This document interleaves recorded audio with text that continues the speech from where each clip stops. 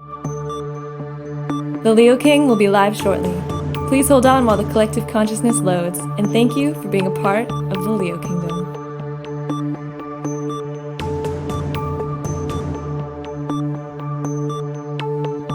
The Leo King will be live shortly. Please hold on while the collective consciousness loads, and thank you for being a part of the Leo Kingdom.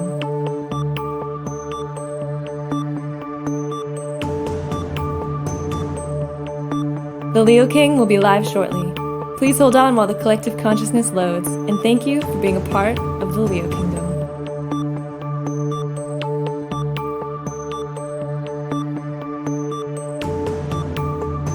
The Leo King will be live shortly. Please hold on while the collective consciousness loads, and thank you for being a part of the Leo Kingdom.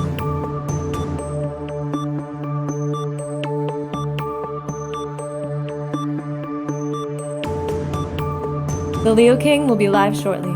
Please hold on while the collective consciousness loads, and thank you for being a part of the Leo Kingdom.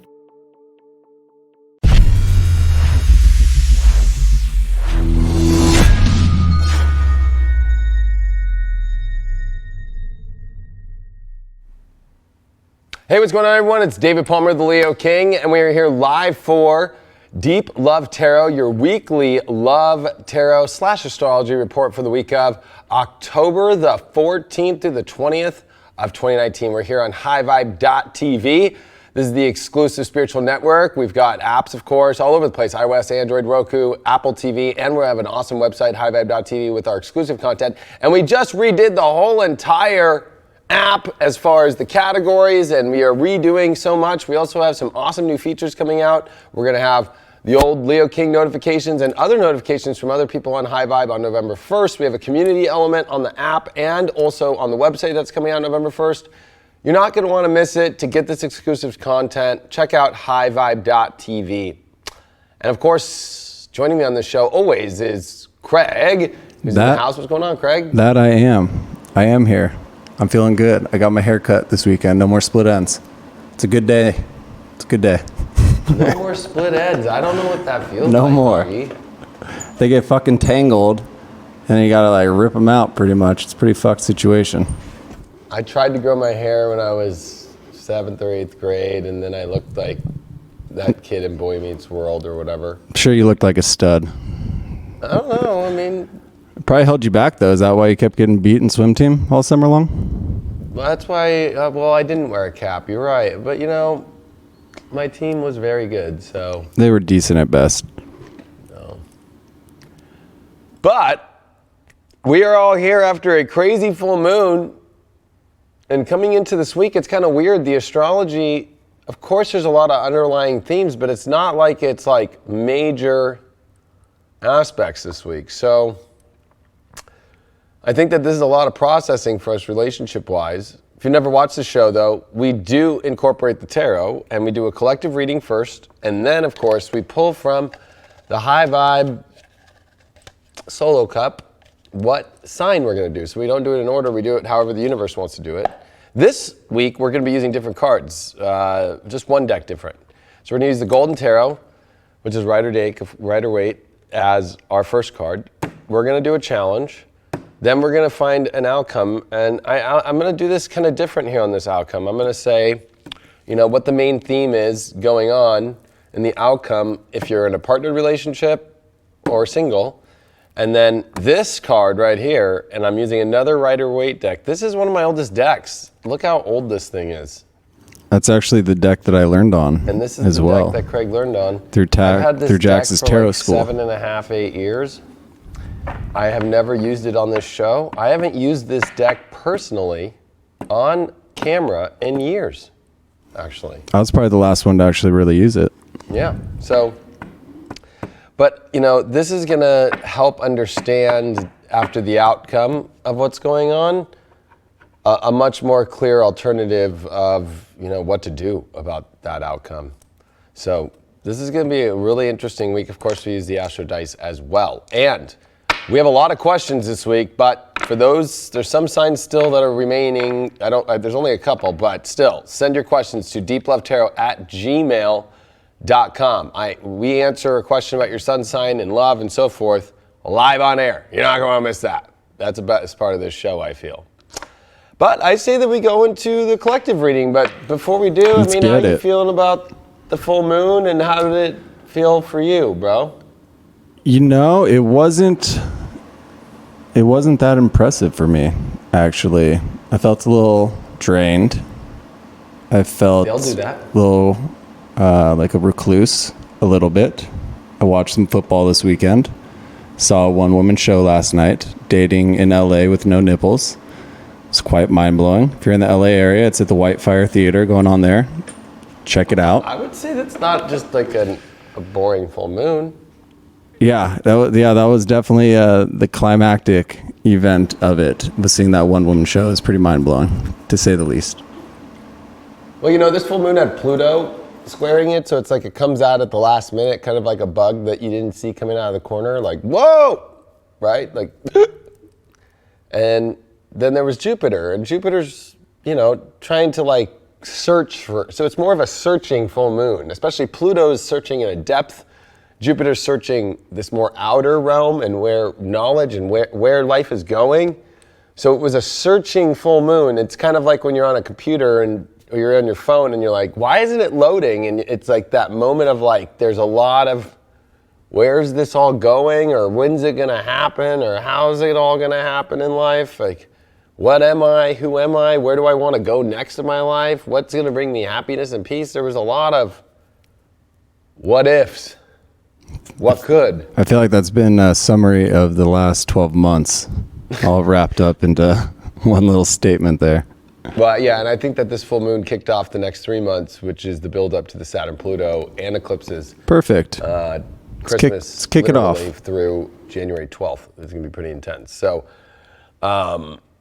this is a big course correction for people in their lives. This is where people have to start making choices and decisions. I've been saying time's out. Time's run out. And there's not a lot of time. Like, there is no more time. Like, people have to really start to choose what they really want and not choose things with Pluto there that are not existent or not, you know, there, and go towards options that offer opportunity. I think it's hard for a lot of people though to like let go or to, you know, be done with certain aspects or continue to wait for something to happen. And that can be in any case, you know. Yeah. Well, we'll go into the collective reading. Let's just jump right into that. Okay. So, we're doing the collective reading. What's going on with the collective in love this week? Let's see what's going on. First card that we got is the Star card upright. So, wow. Talk about when I say about new beginnings and new energies. This is about coming into a pure new energy, a pure new space. And also learning, like, this is the card that always follows the Tower card. It's got all end. You know, like, and then the Star card comes to this, like, naked, fresh, where the hell am I going? And we need to follow destiny, the stars. We need to follow where the universe is taking us. So it's interesting that we got this as a collective reading as the beginning card. The Star card is us feeling pretty stripped away and naked and a little bit of unsure of where to go. One thing about the Star card is there's this unsurety, doesn't want to get into the wrong place. I think that the challenge about this, though, yeah, we got the Shadow card. We're too afraid we're going to go back to old shadows to come back and haunt us. These are two very extreme energies that are opposite, right? Like the shadow is kind of tainted in its true glory of darkness, and the Star card is tainted in its, well, not tainted, it is purified in its innocence of, you know, nakedness and nothing and purity.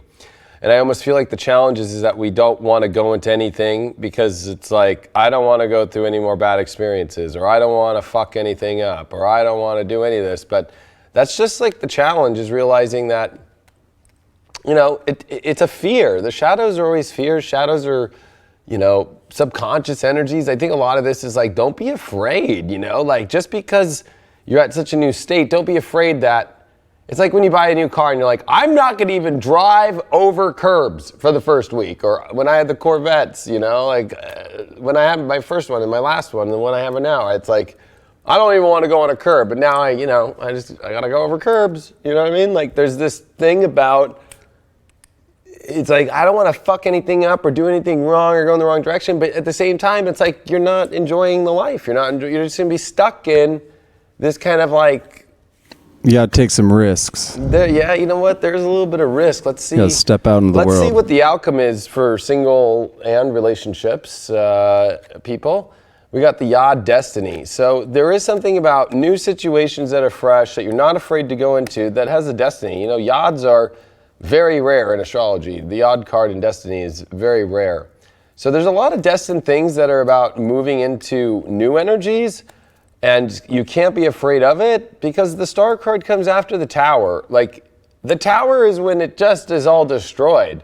And of course the Star card comes after that because there's that feeling of like, it all got fucked up. I don't want to fuck it up again. So there's a shadow of when things get fucked up.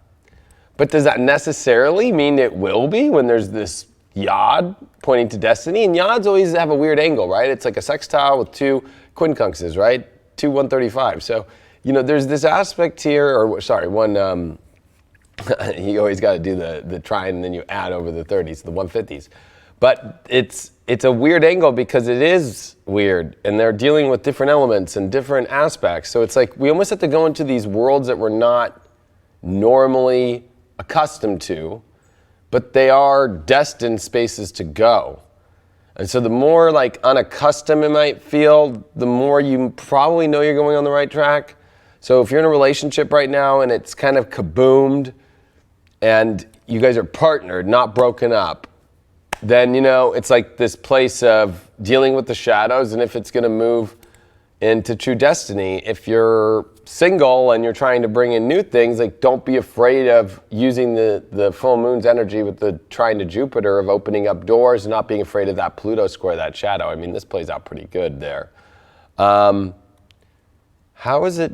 are we going to deal with this destiny though? We did get the Two of Swords. So reverse. I think that this is, everybody's kind of looking at one or another option, or they're like looking at multiple things, but you know, you're not blind. I think that it's about you're not willing to make decisions, but you have to make a choice at some point. Sitting on the fence with the Two of Swords is always very difficult, and especially with the emotions that are up high. And the blindfold, the blindfold's off. Like, you know, like you can see and you know what you feel.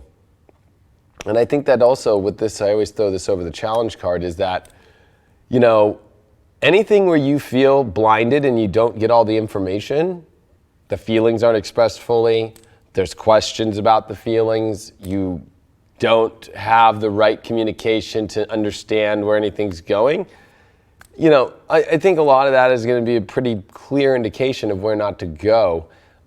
Because what's going to happen if you just continue to kind of sit blindfolded and waiting to see which road and which crossroad things are going to go? Like, it should be pretty clear right now in relationships, you know, people who are standing up and saying, yes, no, this is where I'm going. And if somebody says no or somebody says yes, you have to make that choice and then you just make it instead of sit there and get lost or afraid, or then you're losing out on a lot of destiny and a lot of things that are coming together. We got the first house with Venus in Libra. So this really is about the partnerships that we want that define us. But we also have to look at partnerships and relationships and the identity of people, and if they really do resonate with the identity that we want to be. You know, it's almost like, you know, I'm an astrologer, you know, I live in LA and Orange County, and, you know, but it's like, do I want to be with like an Alaskan fisher girl? I mean, maybe. Opposites do attract to a certain extent. Is that what I want to do with my life? There is something about this and destiny and everything, and I think that this is about advancing our life, but also advancing our life in relationships that actually make sense to where you want to go. Like, there's something about this, about where we want to go. And I got the innocence. Yeah, it's the innocence of what we really want to truly be. There's something about, like, you see the reflection in people that really have that same innocent quality as yourself and the same innocent vibration of life and the same, I don't even want to say it's like the same path, but it's a similar path. There's the same way about going about life in general. So I think that that's going to be very important to help people through this week collectively in what's going on with love. And, you know, I keep feeling with this, especially about the star card, like why is it so barren and starting fresh?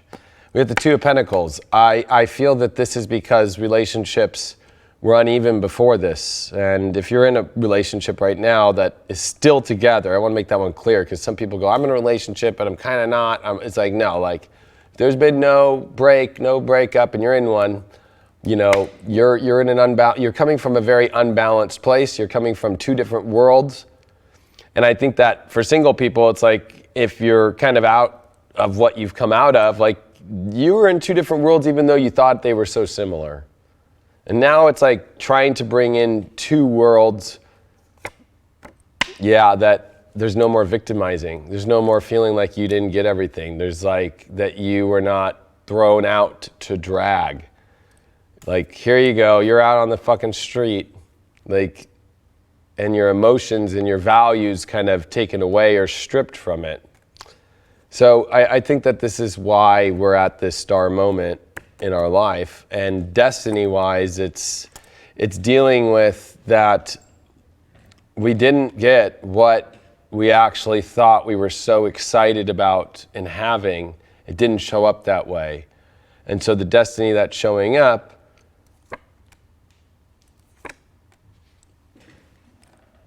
wow, we got Knight of Wands reversed, and we've got the Eight of Cups upright. So the destiny that's showing up is letting go of these old, especially because we got this Eight of Cups. It's like there's things from the past that we had to walk away from, and it was physically not showing up the way we wanted to fully.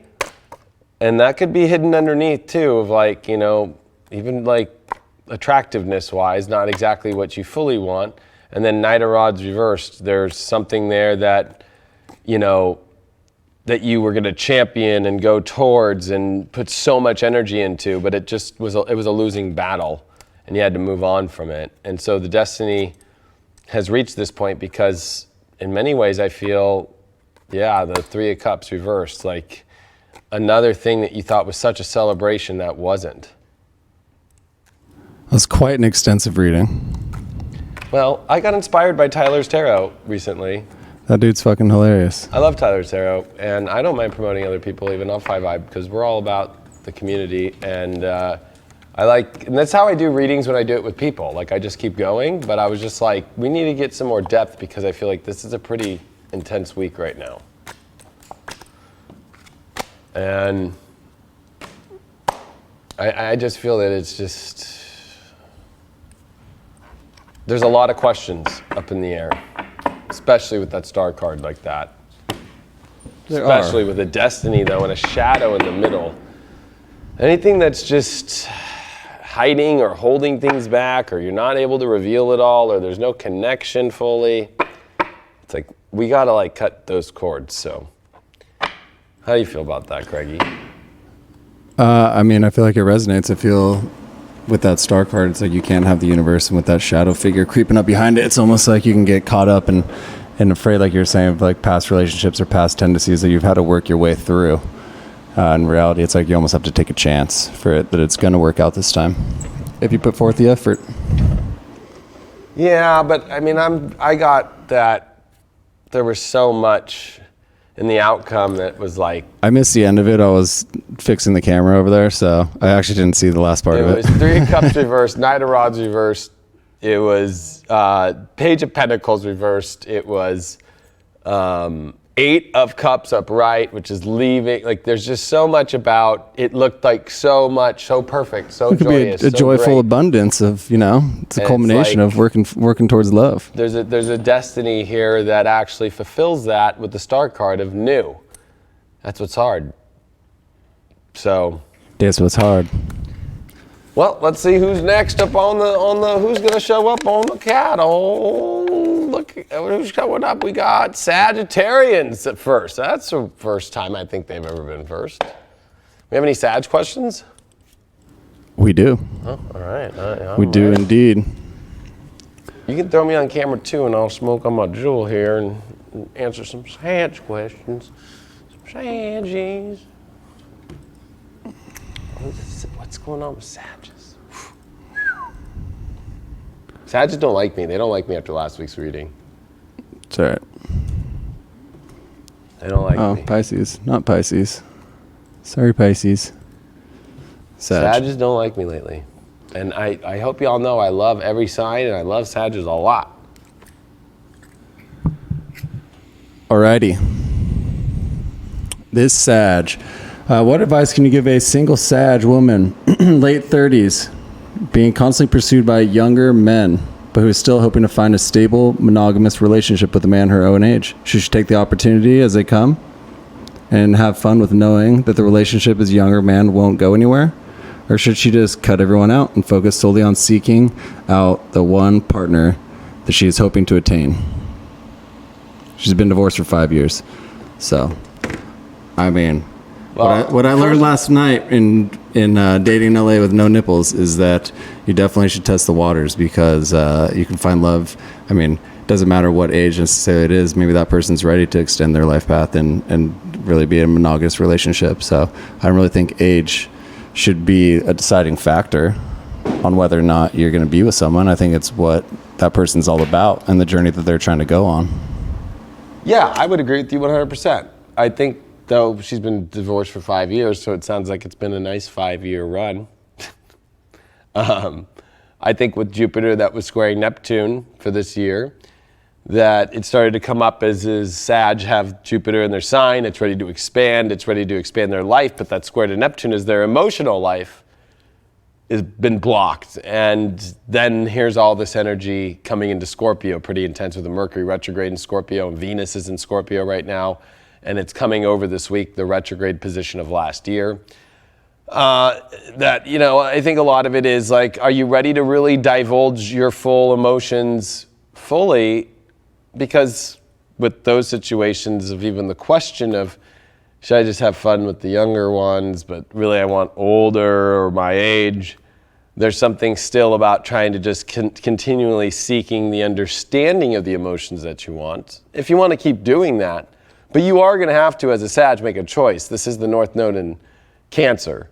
This is where you get the emotions you want by making a commitment to what you want. So it's about learning as a Sag. Sure, you can explore everything in life, but there's something about receiving the ultimate gifts when you emotionally commit to a certain journey instead of non-committed to pretty much any other way. Plus your second house has Saturn, Pluto, and the South Node, right? So Capricorn is a place where you actually can build and create what you want when you have a plan and you actually make a choice. And so for you, I think that you need to make a choice now in your life of like, do you want the young bucks? Or do you want somebody your age? And what do you want emotionally? Do you want a lover, like as far as a marriage again? Or do you want just somebody who's kind of like giving you your own lane and not emotionally there? Even though I know all Sages are dealing with deep, deep emotions that they're not revealing to everybody, of how almost like Neptune is your ruler of the fourth house. There's a lot of like, I don't want to call it desperation, but like, just it's like that game Thin Ice where you put the paper towel on, you put ice on it, and at any minute it's like, you know, like I think that there's, you not wanting it to feel that way, but a lot of it is having to make some commitments and choices to what you want. And Sages, when they use the energy of Jupiter and the expansiveness and the openness towards a directed place, is when they manifest the best things. That's also why Virgo is your 10th house, because of course, Sages are too all over the place, so of course, to get your ultimate goals in life, you have to be specific. And I think that's the problem about being a Sagittarius, is like everything is not specific, right? But it's when you start to make specific choices in your life and specific realities and specific emotions that you want. And this is about learning to raise the bar higher with Saturn and Pluto in your second, and your self-worth. Because the truth is if it's just by hanging around young bucks, it's almost like, you know, it was funny, I said, oh, going on to the, what was it, the cat? I don't know. I said something about the cattle, or it said something about being like, putting cattle out to the pasture to graze. Like, you're just like, the young bucks are just coming around being like, hey, like, let me put fucking 25 cents on this ride and peace out. I mean, I think Heidi Klum just got married to like a 27-year-old. Yeah, I have nothing against age. I'm just saying that Don't be an ageist. the age with like. If they're ready, they're ready. Yeah, If I they're think not, though that they're she not. has to just define what she wants and then tell these people, like if they're a young buck or whatever, like, hey, I'm not here just to throw a quarter in fucking for a ride, unless that's what she keeps wanting.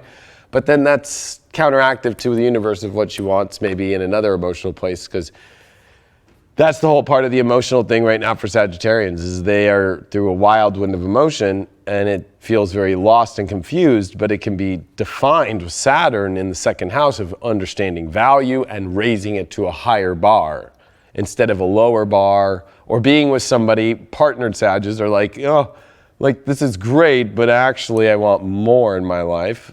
Jupiter is in your sign and I do want to go to a place of somewhere higher. Is this person really got the ability to get to where I'm going, and are they at the same level as me?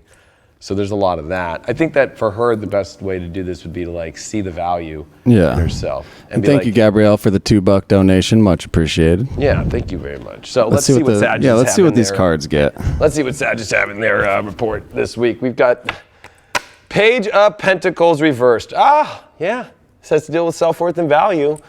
And I think that number one, it's like, you know, you're not going towards the ultimate goals of what you could have in your life. Like there's something about, you know, also on the receiving end of things, you're not getting back the value that you deserve. Like you're trying to ascend in your life right now, in your romantic life. You're realizing that, are you actually on the level with a partner, or are you going after partners that aren't on the same level or they don't have it? So you're almost like taking one for the team, or you're not receiving back what you deserve. Like you're kind of like having to continually try and like prove yourself with some sort of message, but like they're not receiving the message. So there's something about self-worth and value and it not being connected in the same way. And we got boundaries as the challenge. And that's what I had just told that question to that woman. The challenge is the boundaries. Is like, when do you finally put a stop to things? Where do you finally say it can't be this way anymore? I think that boundaries are very difficult for Sagittarius, especially with Mercury and Venus here in Scorpio, which are boundaries, and 12th house is a boundaryless place. And so, you know, this is where you have to start to understand boundaries to make your journey better, to be well received better. That there's something about you not receiving the quality, not receiving the understanding, not receiving, you know, exactly what you want. And it's because there's no boundaries, and it's a boundaryless situation. It's kind of also like maybe somebody's not there fully. I keep picking that one up because the boundaries are the challenge. That means it's like there are no boundaries. Like it's just kind of like they're out here, you're over here, and you meet up once in a while and like that's it, or you're trying with somebody and there's really no set understanding of what's being created. And also I got a feeling that Sagittarius are starting to find their power, and whoever they're with, is their power at the same range, or are you going way up here and they're just staying down here? And it's like, are you gonna hold off your last month and a half here of Jupiter in your sign and not rocket ship, or like try and tether them on your own rocket right now and not get enough energy to get out of the atmosphere and then be stuck there?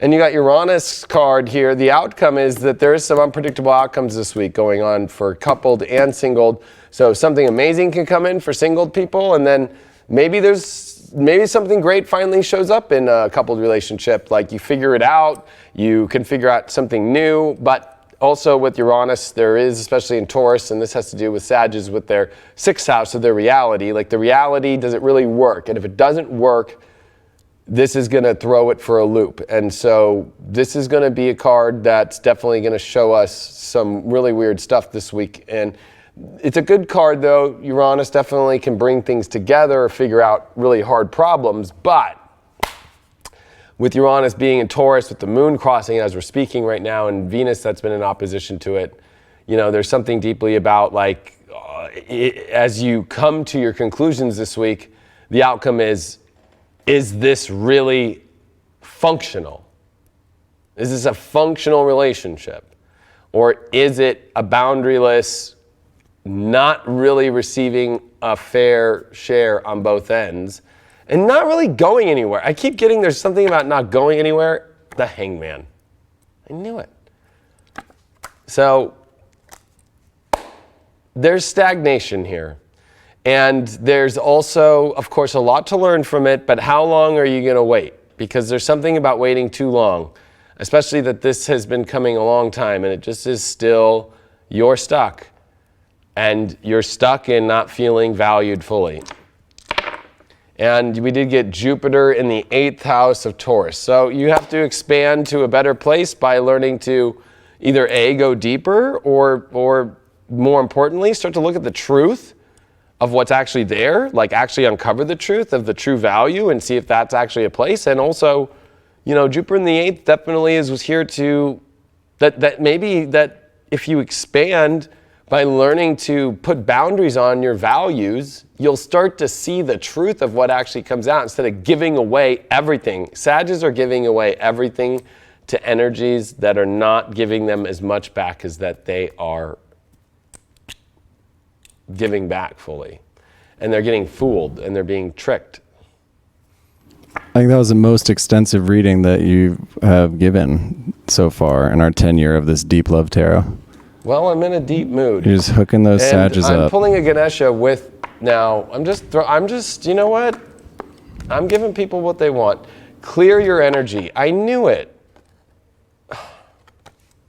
I think Sages don't like me because they just know I'm fucking right. That's the truth. They just know I'm right. Time to clear. Thank you, Taryn, for that $2 donation. Much appreciated.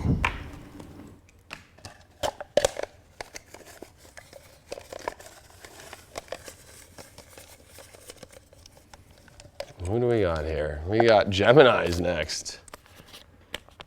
I feel this pattern always happens. Like it'll be like Gemini or Sag, always they're right back to back. Have you noticed that one?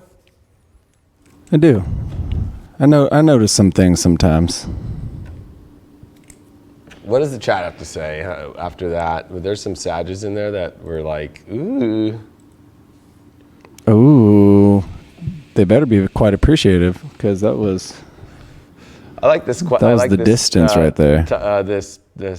Who is this? Liquor Low Scorpio. Damn, that's a name.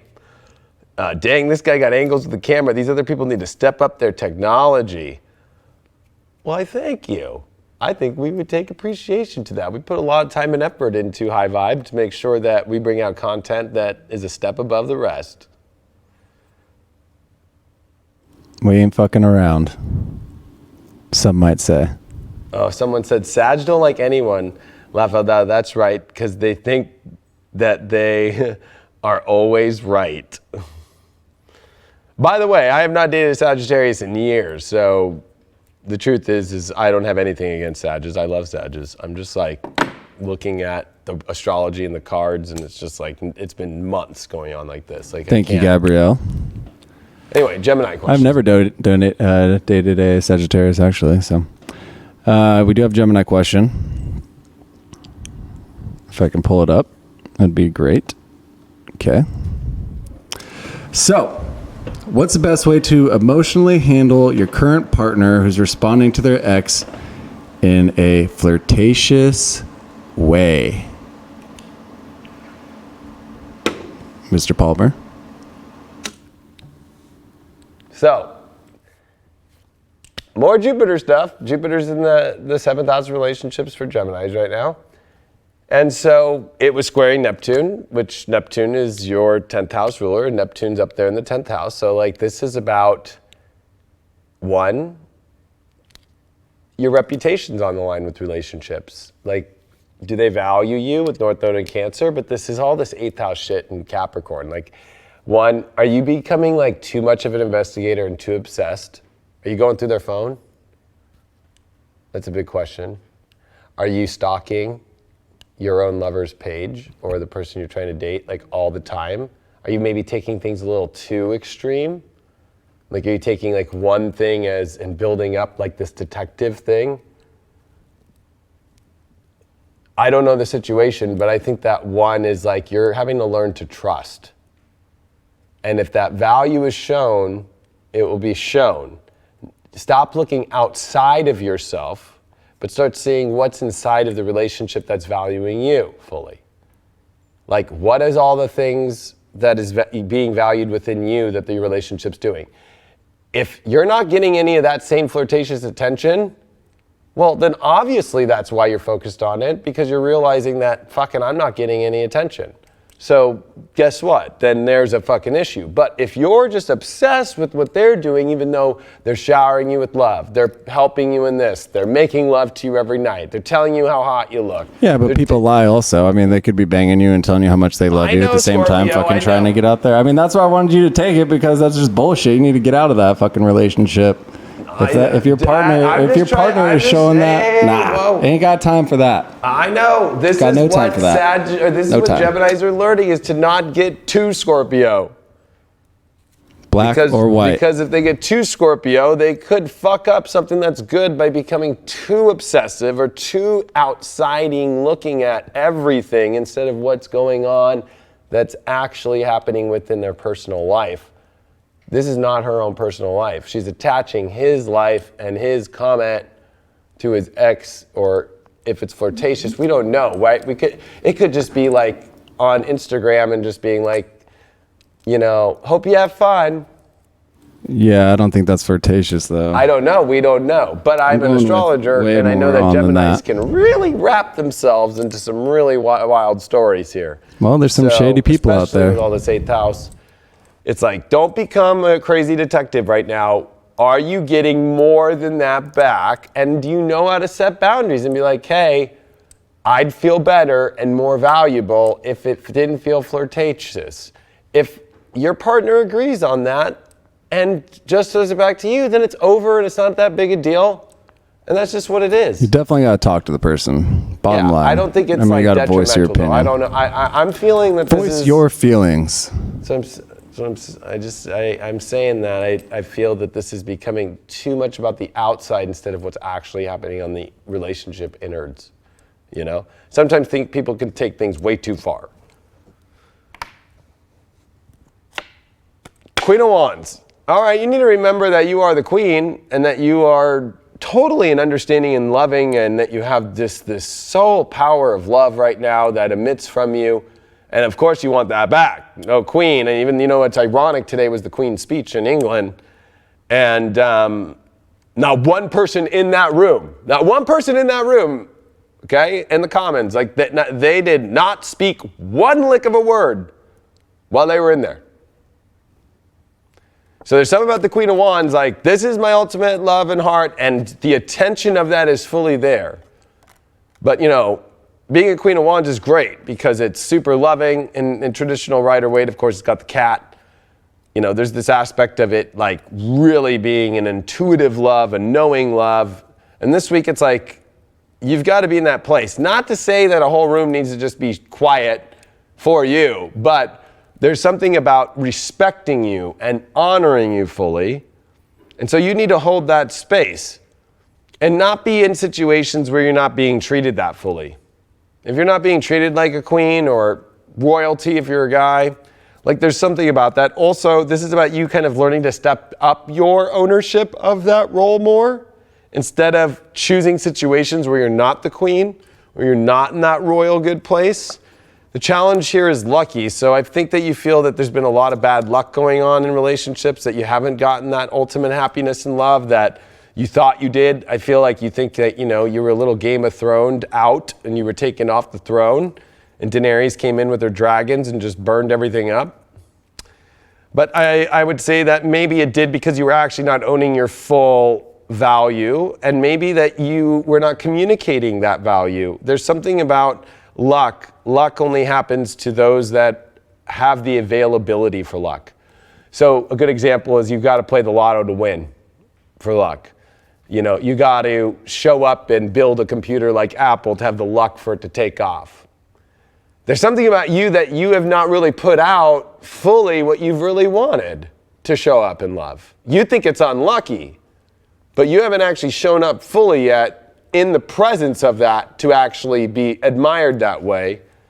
The outcome of this stuff is beneficial when you show up, partnered or single. There's great benefits coming for you, huge Jupiter return card, and it's in your 7th house, Jupiter, of course. So this is a huge, great week for you, to where when you own that space more, and you don't come from this place of I've been bad, unlucky, and all this stuff, you just own that power, and you step into creating what you want luck to show up in. You actually, if you look at your scenarios right now, Gemini, you have not shown up in the place of where you really want to be fully. It's like you were half-ass, or you've been half-ass. Like, you know, I love the lucky card too, because it says like, you know, like a horseshoe on it. There's something about like, you got to throw that horseshoe around. Like if you've ever played horseshoes before, which probably a lot of people in here haven't, like you got to chuck that thing, and there's a certain way that you throw it in there. And there's a certain way that luck happens in life. Like it's like you got to show up for it though. Like I think you're expecting too much without actually showing up and being what to expect. Ooh, damn. Page of Swords upright. So this is really good, because if you communicate this presence of who you want to be, and you bring a much more positive understanding that luck can happen to you in love, it will happen. It'll happen this week. It'll be shifted that fast. Especially Moon's going to be in your sign this week. So there's going to be a lot of positive trines to Libra, which is your 5th house, during this week. So there's going to be, especially in the middle of the week, coming up here, Thursday into Friday, right before the Moon comes into Cancer. This is going to be the time when, you know, you need to speak your truth. You need to step into this really powerful, authentic, you know, force. You did pull the Moon in Pisces in the 7th house. So getting rid of the old emotional illusions, but also in relationships. But I think that this is a big part for you of like, are you at the same time holding back your emotions in relationships? Like, do you not fully express yourself in relationships? Are you really oversensitized to things, which is causing you to not step into this powerful position? You got the spiritual practice, which goes really well with Neptune and the Moon. I think that you need to be in alignment more with your own spiritual practice and yourself right now to be able to communicate better emotionally. Take a little bit of time to meditate on things. Take a little time to even just do some sort of spiritual practice, whether it's a ritual or it's some sort of, you know, burn some sage, do something. Do something that like lets you connect with how you want to express your feelings. Whether that's a new person you've never done before and you want to express them, or whether you're, there's definitely needing to communicate and show up that you'll be lucky. You don't think you will be. I think that for single ones out there, they want to say something, or if you have an old relationship and you want to try and get it back or something, you want to say something to them, but you feel like you just have bad luck. No, say it, but you need to come from a spiritual place, and you need to bring out all the deep emotions and the real, unveil the true emotions that are there. Well, all right there, Gemini. I think you got the keys We got Cancer. for success. Cancers, huh? We got a little Cancer question. We got some Cancer questions? I'm sure we do. I'm Wow, right in wow. the chat. Yo, yo, yo, yo, yo, yo, yo. The Cancers have been on point with writing their stuff in, so. Thank you. I am in the zone. I'll give credit to Tyler's Tarot. I watched his Leo love reading last night, and I was like, you know, that's how I do readings when I'm with people, is like I just fucking go. On this show, I feel like I've had it too tailored. And I'm like, you know what? This show needs to just be more fucking where I'm just fucking going off. And I love when someone inspires me. I don't know if anybody in here watches Tyler's Tarot, but I don't like a lot of people on YouTube, but I think he's cool.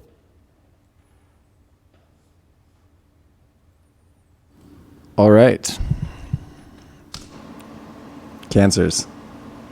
This Cancer's got to have a toxic 4-year relationship. Wait, say that again? A toxic what relationship? 4 years. 4 years. 4-year okay. relationship.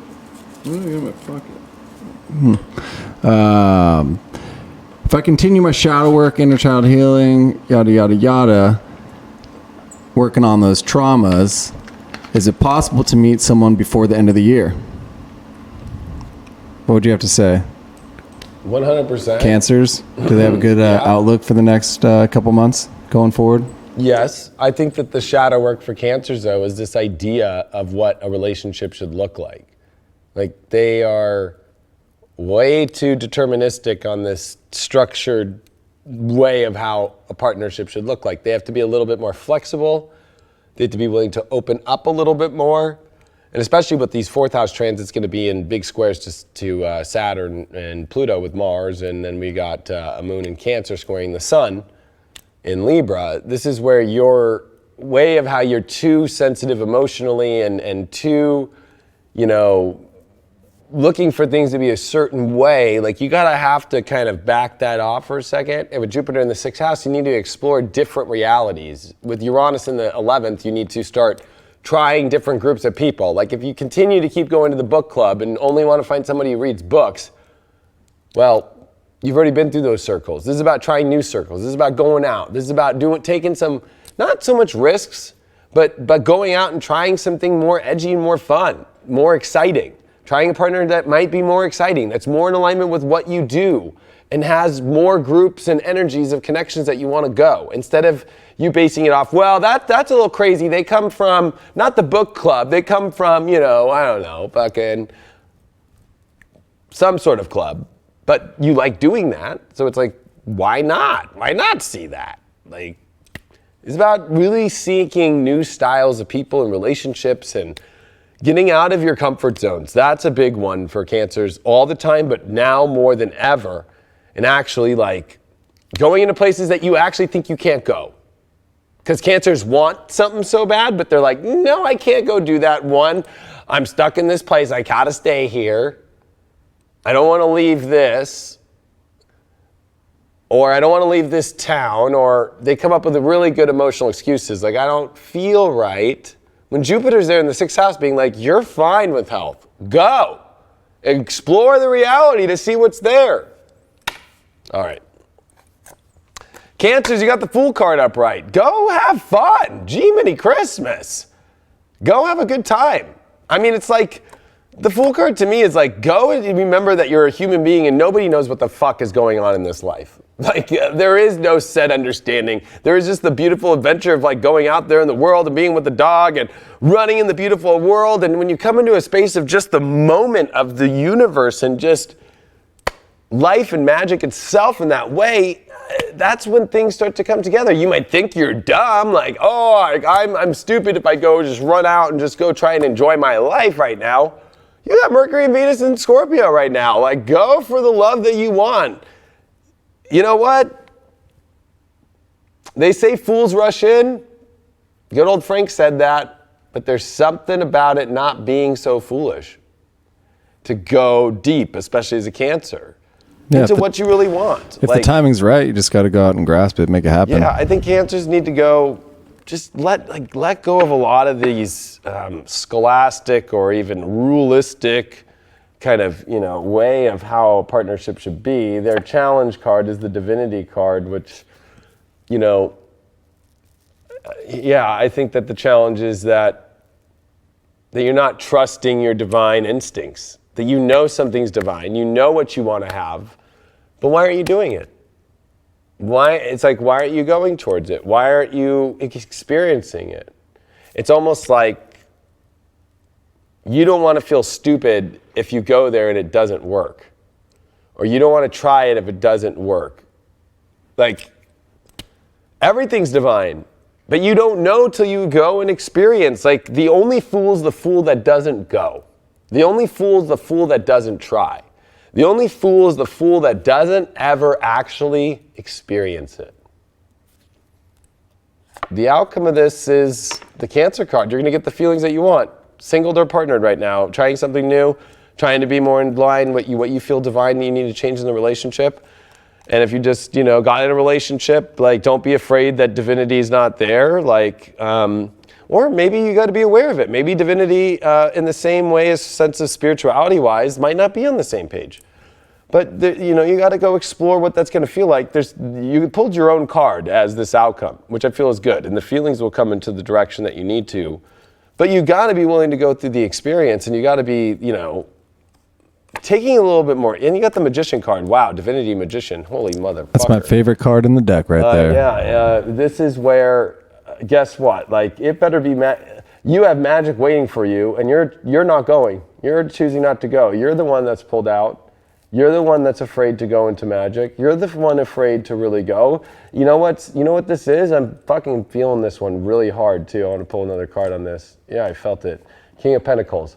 Like, you're somebody who feels like you already have it all, even though you don't. I also feel like, you also see somebody who's got it all, who's super magical, who's super divine, but you're not wanting to have that because you feel like you'll fuck it up. You feel like you'll be stupid, or you feel like you're not ready for this. Well, I'm here to tell you there's no time when you're ready, ever. Like the best love always happens when you're not ready. And I think that you have to move into this. You see somebody really good, but you keep thinking it's going to go sour, and you keep thinking too, because of old experiences of things going sour, that it will come into this that way. And you pulled the moon in Gemini in the 5th house. You need to go have fun and go experience love and be curious. Go be curious, Cancer. Go be a curious little cat. Go experience, go feel the emotions, go talk your emotions out, talk from your heart, experience your heart. But there is something about this, about going into directions of bad or dark energy. Yeah, so you got positive outlook. So people with positive outlooks that you need to go towards, that have the same positive outlook as you. Anybody who does not have the same positive outlook as you need to stay the fuck away from, because they will really fuck you up. But if you're in that situation, holy cow, like everything is looking positive. You pulled your own card on this. I mean, like literally these cards are fucking amazing. So what are you doing? The big question to Cancers right now is, what are you doing? And for those that are partnered, like, go into this, feel it fully. And if you're not feeling it, like, you're the fool if you just keep expecting the same result. But there's probably ways to figure this stuff out if you're right now this week in a relationship as a Cancer. But the key to this is the divinity being the challenge, and also the Magician, and also the King of Pentacles, the person who has the abundance and who has the mastery to create that divine magical life that you want. If that's not there, you're just sitting in sorrow about it continually. And those are feelings that you don't want to go through.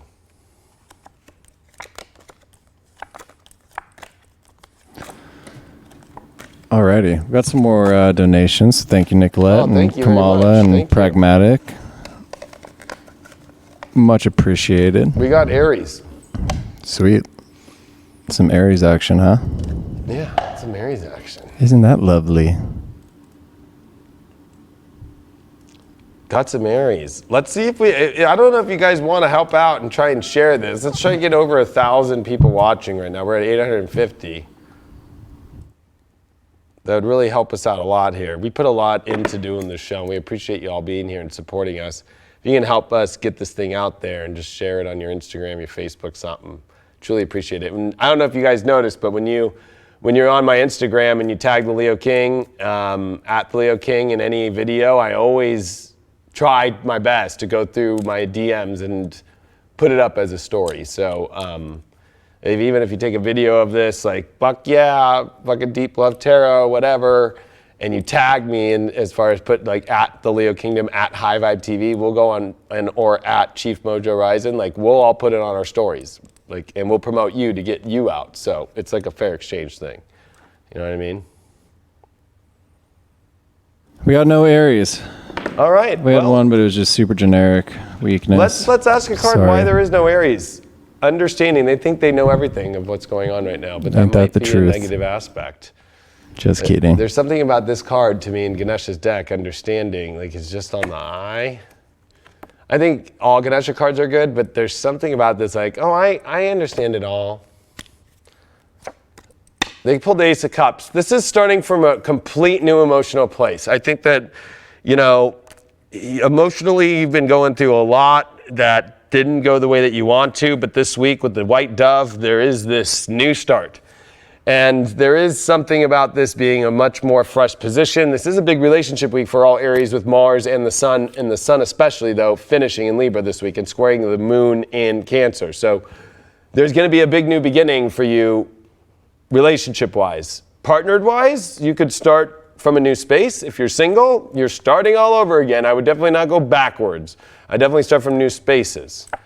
Your challenge card you got is the Gratitude card. So you're a little ungrateful about what's happened, and you learned actually really good lessons of why things haven't been happening, or if things haven't been going on, there's been a lot of things that have been building up to teach you to understand what you need emotionally and where you need to go towards. So, it's about understanding, like, be grateful for the experiences that you've had. Be grateful for what you've learned. Be grateful for the emotional stuff. So now you can actually go towards what you want. But also the challenge is something might show up your way and you might be ungrateful about it. You're like, no, that's not what I want. Well, why would that be? Let's look at this outcome. We got the South Node, life debts. South Node in Capricorn. It's almost like you feel like you need control. And I think that, Craig's going out of control. I feel that this is a lot of your issue, is you're trying to control how you want to feel. And so you can't let any good gratitude in, because when you put control up, guess what happens? Like you put gates up and people got to try and get through. And I think that this is a big issue right now for you. You can't start this new, beautiful, awesome place for emotional aspects and connecting and starting to feel truly harmonious in relationships without actually letting go of control. Like, your life debt to these partners, if you're partnered right now, or if you're going into single and starting new relationships, your debt to pay is letting go of control. And Aries have trouble with that in relationships. They like to be the hero. They want to come in. They want to come in whenever they want, and they can push really hard. But with Mars in your seventh house right now, you have to learn, like, you got to be able to share the space with other people and let something beautiful in. Yeah, you got the Page of Cups upright. You got a great card. This is definitely good things coming in this week, but are you going to allow them to come in? And more importantly, are you going to just sit back and enjoy it opposed to controlling it? Are you going to actually let the great, like, much more positive, much more, people are coming through with the feelings that you want, but are you letting them in? Are you trying to control everything? There's something about this with this, and you got the Sun card too. Holy moly, like, you're expressing what your challenge is you're not expressing your feelings fully. You're not expressing your gratitude. You're trying with someone right now to start something new, but you're controlling it and you're not expressing your true feelings. That's one thing. Two, if you're in a relationship right now, you're having to start from a new emotional place because you're not expressing the way that you actually feel, and more importantly, you're not giving gratitude where gratitude is due, and you're trying to control everything. But if you can get rid of that control and you can express yourself and be more light and airy and fun, and not controlling, like, oh, let's have fun, but only if we go here, only if we do it the way I want to do it. It's like, you got to see the other person's side. Like, dropping a bunch of cards and shit. Aries just dropped a whole lot of cards, like, literally. So you're dropping things by being sloppy. When you think you're in control, you're actually creating things to be out of control. And Craig almost tripped and died, actually, during this reading. So I did not. I'm still here. I know, I said almost.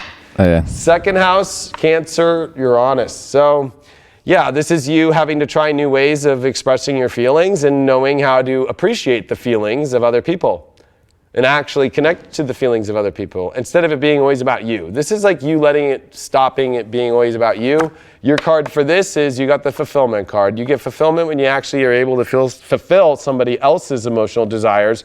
Then back, you will get the fulfillment that you need.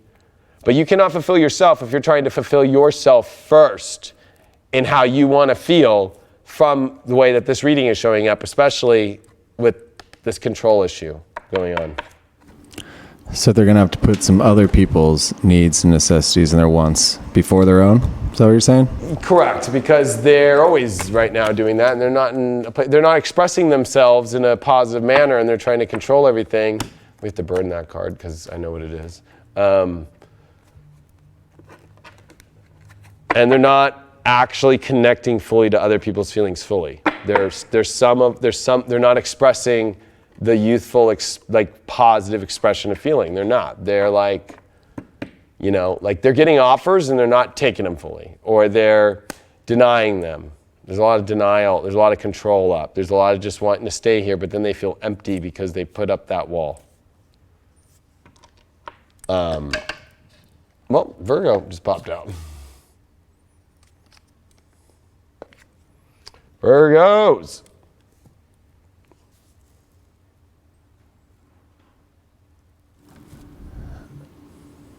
Alrighty, let's see.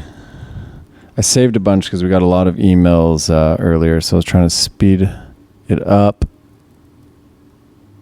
But we had no Virgos prior to showtime. Aries getting karma finally? Damn.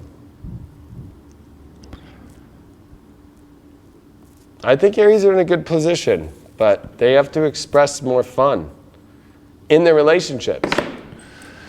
Yeah, so what would be what would be a good time for like Virgos to feel safe in changing careers and changing relationships, partners, starting new relationships? Is there something that they should look out for, these Virgos going forward, or are they in pretty smooth sailing? Basically their whole life? There you go, Virgo, your whole life.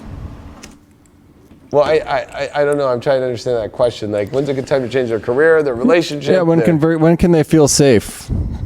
Now. They now, Jupiter in the Virgos, fourth come house. on. You knew that. This is Virgo's issue. Virgos want to feel all these emotions.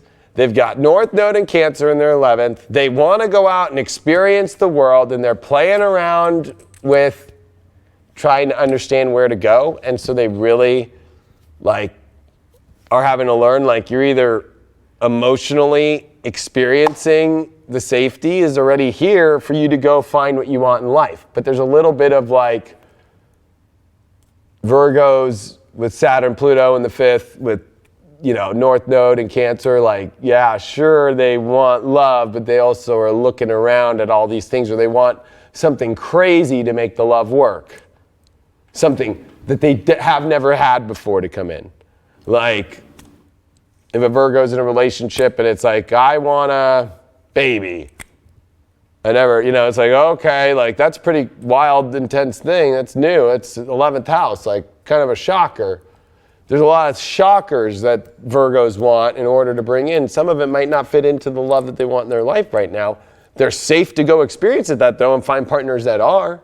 But I think that Virgo partnerships right now are going through a lot with Neptune, of course, retrograde in the 7th house. While we got Saturn about to sextile in their 5th, there's a lot of unclarity of exactly how they want to define their relationship because there's too much of looking out in the world. I keep getting a sense of for younger people, maybe even it might be older Virgos that are going through this, but there's the person still wants to go see other options, see other people, isn't ready to commit fully because they have Aries Chiron there. So there's this not ready to commit anymore that last year started to come in, and they also don't feel like they're receiving what they want. So they're kind of standoffish while trying to create a bunch of crazy scenarios in order to make it feel fulfilled when there's it's kind of missing something. So Virgos are safe to experience whatever they want, but that's their issue, I think, right now, is they're afraid to experience what they really want. They're still on the search, or they're hoping for something to change, or they're looking around. And I think they need to look around. The North Node is in the 11th house. They need to go find tribe. They need to go find what really will bring them emotionally connected instead of just staying in the same old, same old. Virgo's first card they got is the World card upright. So this is a card of completion and end. So I will say that there is something that feels is there anything more to this? Or am I trying to now just add do we buy a new car? Or do we do something to try and keep this thing going? But, there is the contentment aspect of be content with you've got everything, already. But also there is a part of this where there's Virgos out there that are I still need to go see the world. I haven't seen it yet. The world's not, I didn't see it. I don't know why I'm getting that. I think because the challenge is, the power. They have not felt their power fully yet. Virgos want to feel their power more. So you haven't felt your power in the world the way that you want to yet. And that can mean a lot of things. Sure, you might have power in the world, but you might not get to experience power in the world that you have fully yet. It's almost like if you had a broken leg, and you're a bicycle shop owner, and you finally have your bicycle shop. Well, you haven't got to experience it yet and get to go ride the bikes, you know what I mean? There's something about you still not fully feeling completed in the power of relationships, and there's something missing that's not making it feel complete. And so you just keep throwing things in to try and make it feel complete, but it's really that you're not feeling the deeper, powerful, valued connection. And you did get the 10th house as the world card again. Look, we got 2 worlds. So it's like you're not sure still about the world that you really want or how that's going to look. And having the power in between that of the bullhorns with this 46, oh wow. I think that this is really about looking at, this outer world and where is everything going, and is this really the world that I want? So there's still a lot of debate. There's also a lot of trying to shove as much you can in to try and make something of something.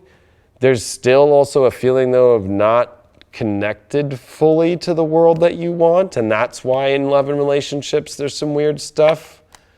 You do got the arrow. You got a lot of energy coming towards you and a lot of opportunity, and I think that it's debatable on which one has the most power. So you're in a place where you're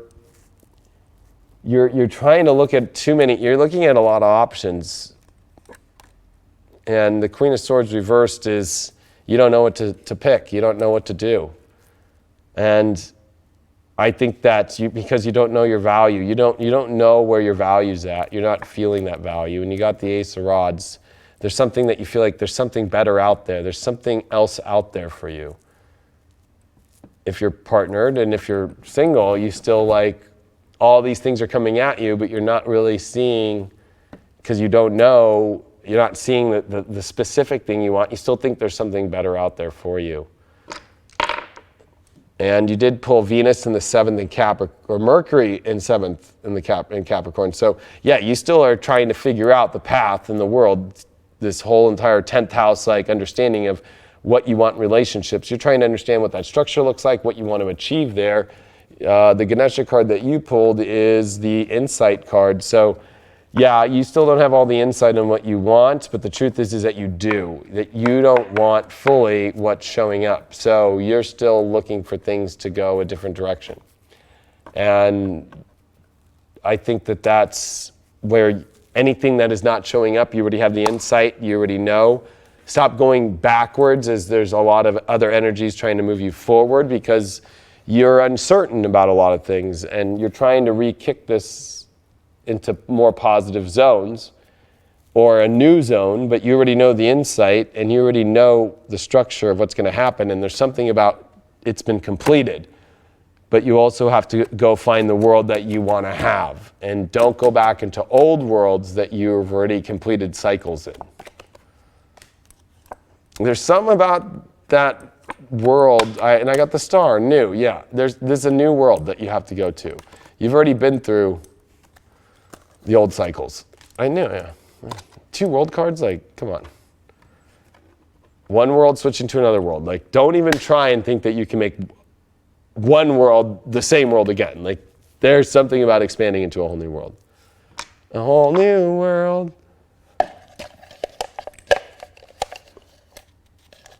We got Aquarians. You know what's sad is I have to pee, but I'll hold it. But I went and I have to go again. It's starting to come. It's just not. We're not ready to piss the pants yet, Oh, that's good. we don't need to. Well, we're almost at 900, so we're sharing. We appreciate it. We're trying to get this show to deep astrology. We're at 1600. We're trying to get this show up. So we got this Aquarius question here. Lately, dreams have been crazy, especially since K2, Saturn have been together.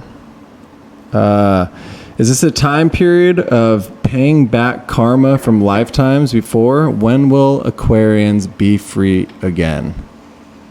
Any other Aquarians out there struggling a little bit? Been having some nightmares? Don't know what to do with yourself? What are you thinking, Mr. Palmer? Have they been in a little rut astrologically? When can they expect to kind of kick that funk? Well, I think there's not so much of a funk. I think that Aquarians are going through emotions. Like Uranus is in the 4th house. It's in Taurus now. Guess what? You're whatever you thought was solid is not emotionally. Now you're having to actually weigh out the values of emotions, and you're trying to find exciting things to do constantly in your life to try and fulfill the voids that you're feeling of non-connectiveness in relationship situations. And this is opposing this 10th house. Like, you have this understanding of these things you want to achieve in your life. And are they emotionally in the foundation with certain partnerships? I know that this person brought up karma. Like, you're going through the deepest 12th house transit of any sign ever. Saturn, Pluto with the South Node and eclipses. So sure, there's karmic situations, but there's also like, if it's extremely karmic. Like, you are being confronted with the most karmic of all relationships. I'll be honest, Aquarians are. Where it almost feels like it's like I have to go through this, you know? And I think that you just need to trust in the process. Trust through the karmic process. Go through the feelings are going to be up and down. It's Uranus in Taurus. Even though, you know, Aquarians are pretty good about keeping their emotions stable, it's still going to be a roller coaster ride with Uranus. It doesn't matter if it's in Taurus, the most fixed earth. Like, it's a roller coaster. And I think that now with all the Libra energy, like, you're having to just try and like understand what all these emotions are and feel them. Part of it is you got to feel them, and you have to accept the feelings. You're going through deep karmic stuff. You're going through a lot of soulmate, whatever, twin shit. It's the most extreme. It's like it's all wrapped up to this. But with Jupiter and Sag, like, you got to go experience the world you want. And if that person, or if you're going after partners that are not in the world you want, or they're not in the kind of world that you are, like, don't waste your time. Like, don't waste your time. If they're not into what you're into, like, you can't even be in that. We got to burn that card, because I know that card. All right, so, but it's going to be a while. Pluto doesn't leave into Aquarius till 2023, and then it comes back into 2024. Saturn comes into your sign at the beginning of this year, and then Jupiter comes in at the end of 2020. So you are going to be going through a lot, Aquarian, but I think next year is going to be 2020, especially by the end, is going to be like, okay, I'm starting to understand, but this Uranus is going to be in Taurus for another 6 years for you. So you're going to be drilling for oil emotionally, and you're not one that likes to drill deep. Like, you almost just kind of want it to be there and connected, but you've got to also show up emotionally yourself. You pulled the Sun card up, right? Great week to be clear and to express yourself of what you want in your love life. We're going to see what these challenges are going to be. This is a great card, though, but expressing yourself fully and being aware and being conscious and having a good time is everything for you right now. I think that you're feeling good about relationships coming into this week. I think that you're feeling like there's some hope for you. The challenge of this hope in the way of expression is the transmutation. You're afraid that things will not change. You're afraid that it's going to stay looking the same kind of thing. You don't think that the skin will shed.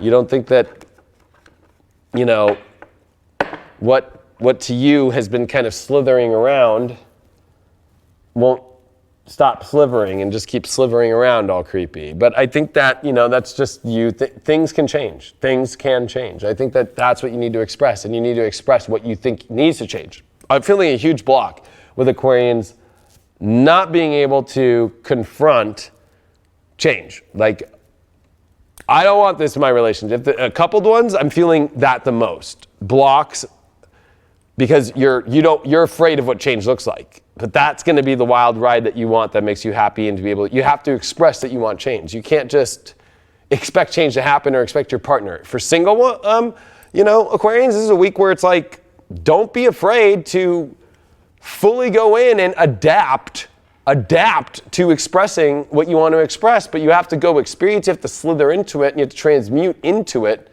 you have to feel it.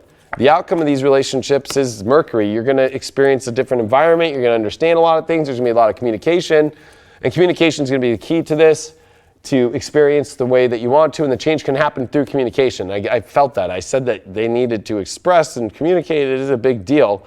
The environment's going. We're going to need to pull this other card. Yeah, we got the Ace of Cups. So you're going to start a whole new, fresh, new set of emotions, but you got to pour all these emotions out. Like, this is a refreshing emotional life right now. Like, if you're able to go through change, if you're able to express what you want change, then boom, you'll be renewed. You'll be renewed with so much great energy this week, Aquarian. But I think that, and you got the Queen of Pentacles. Like, you'll finally start to feel like it's more of a valuable relationship, or if you're going into a new relationship, it'll feel like this is one that really is true because you weren't afraid and you were able to communicate and you were able to express yourself and you were able to like truly go into all this fully. But this Mercury outcome thing, we need to know what the communication's about more than just the transmutation, which it's, you need to communicate about the things where you're feeling unfulfilled, where you're not feeling too joyous about things. You're not feeling like you've experienced all the feelings that you want to feel. And you have to communicate that clearly. And you need to communicate clearly what those feelings are. You did get the, this is the 9th house, Sun, Neptune, or you're wrong, Pisces. So yeah, a lot of this are old beliefs about the way that you've been projecting things out there have to change. But another part of this is like, this is a time for you to start to believe in the dream that you want and not think you're crazy. But you have to believe in it fully, and you need to be adaptable. Because one thing is for you, and you're going through Sun in the 9th just in Libra as an Aquarian, but there is something about needing to experience fully the magic that you want to go create. You have to.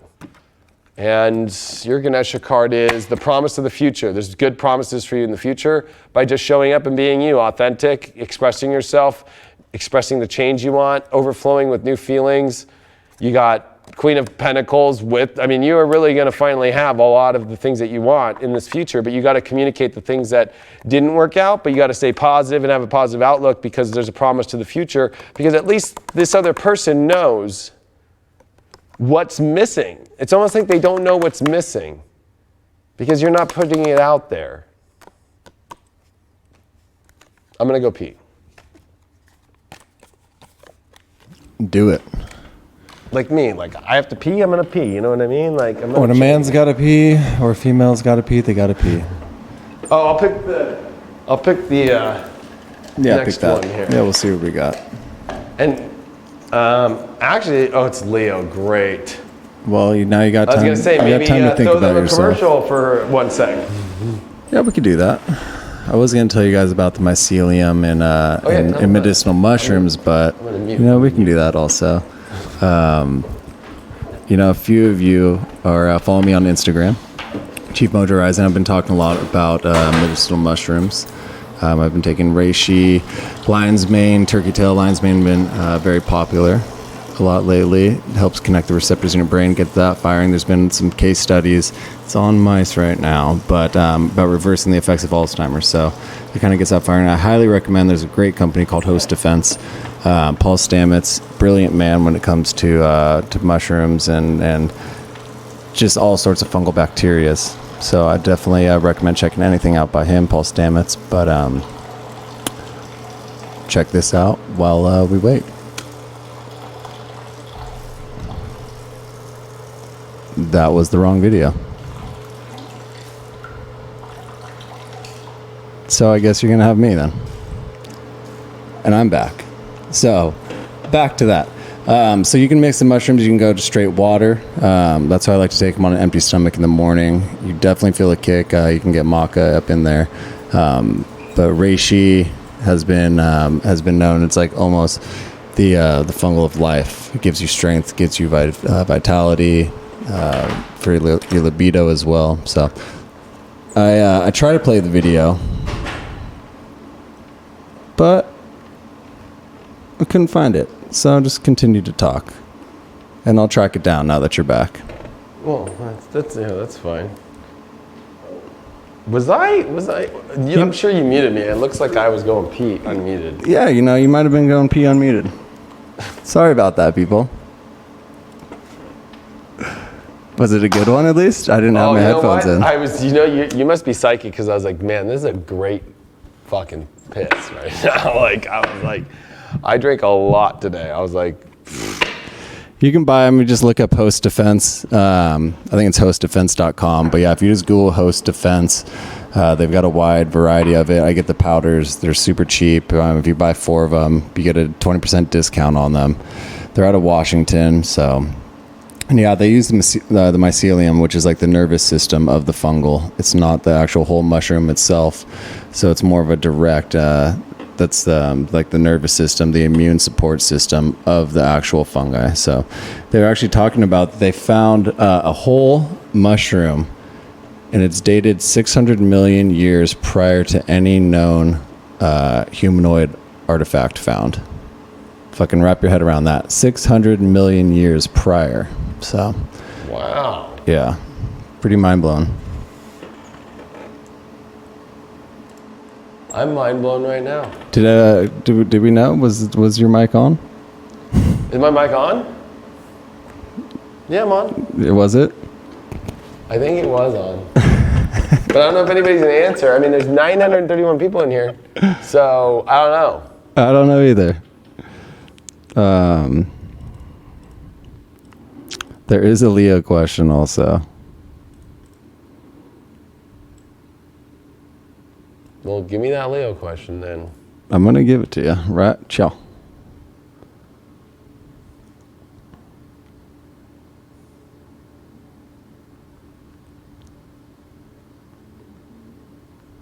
Give me some Leo questions.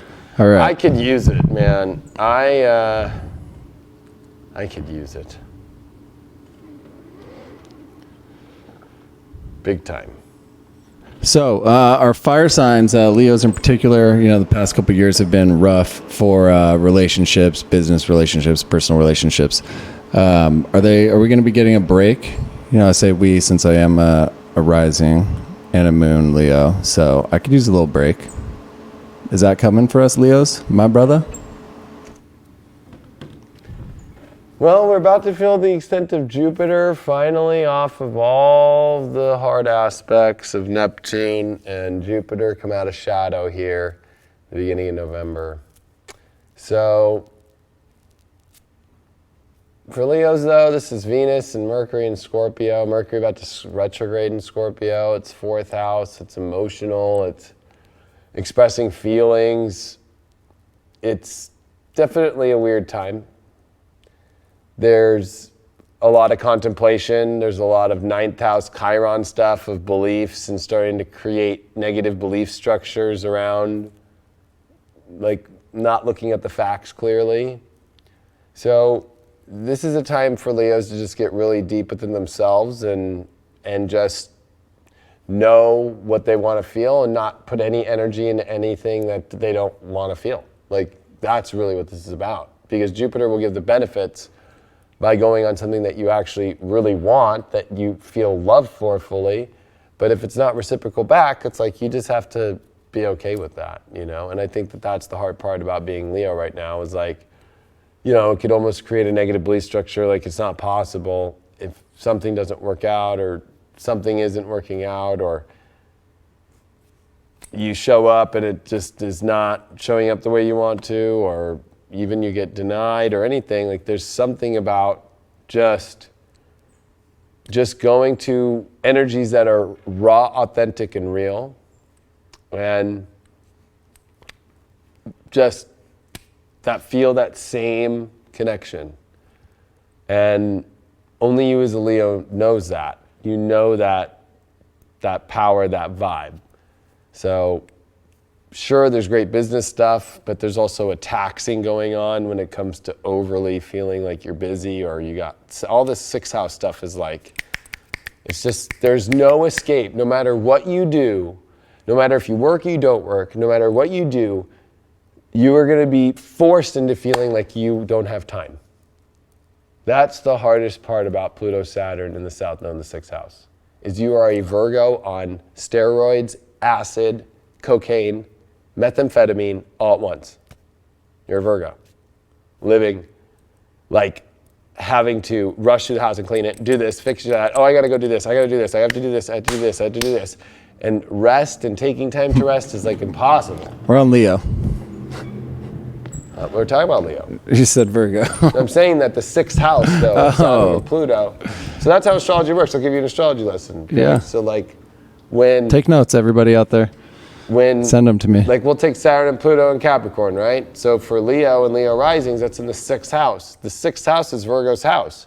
So Saturn being like, you're going to feel the experience of learning to master and to truly be a control freak of like a Virgo. With Pluto on top, it's a supercharger. And then with South Node there, it's like the methamphetamine with the steroids. Like it's like Leo and Leo risings are like 6th house. Like there is no schedule that will like, it's just like, I just am blah, and Saturn brings blocks. So it's huge blocks in scheduling. It's huge blocks in just finding a flow of life that is a routine that it can feel too routine, yet it's not routine, but it is. It's really hard. And it really frustrates Leos. And Leos have Jupiter in the 5th to try and find some sort of happiness to get through this non-stop, just 6th house world. And so amen, my definitely brother. not going to stop to that person's question. It's about learning to find happiness in the middle of something that you can't stop. No matter how much you're going to try and stop this thing. If you do stop it, then you'll end up in Cancer 12th house world and you'll have nothing and you'll be on the street. Got nothing. That's the hardest part. This is where you lose the castle or you keep the castle, and even though it's going to be hard to keep the castle, you know what it's like if you just take off and just wander off into the sunrise or the sunset. You'll get lost and you'll probably end up I'd on like the drugs nice or garden outside of the castle. whatever. Huh? I'd like the nice garden outside the castle. Yeah, that's what I'm saying is like Kick stay that. within the castle, find like little exit points in life, but it feels like the castle's not going to ever come together, or that you can't run, there's not enough, or there's too much going on in the castle. But Or like the little mango grove. Have you ever read Siddhartha outside town? especially with Uranus and Sounds Taurus. This perfect. is where Leo and Leo risings are getting their big radical new shift of career aspects and recognition and all that. So you need to have a castle to deal with all that.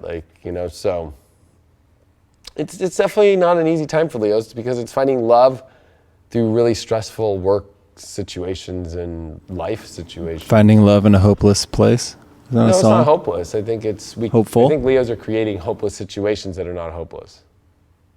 Like a woe is me. Yeah, by not looking at the data, the facts. It's like creating Chiron 9th house emotion, beliefs. So, Leos, first card that we got is the 4 of Pentacles. So you want something really bad. You want someone real bad this week. 4 of Pentacles is like, I will have it no matter what I want. It's like when you put your eye on like a television that you really want, or at least my moon in Taurus is, I'll buy it. You know what I mean? Or a computer, or there's something that you really want. But, how hard can you really try? I think that 4 of Pentacles can have it, but if it becomes too hard, too fast, or you push too hard, then maybe you get it and then you don't want it, or they don't want it, or it pushes away. So, but there's definitely a vibration, whether you're in a relationship, you're trying to save the relationship, trying to hold on to it, don't want to lose it. Or if you're after somebody, there's something or somebody that you really want really bad. And you're going to feel that. We're about to see if it's going to go good or bad or ugly or whatever.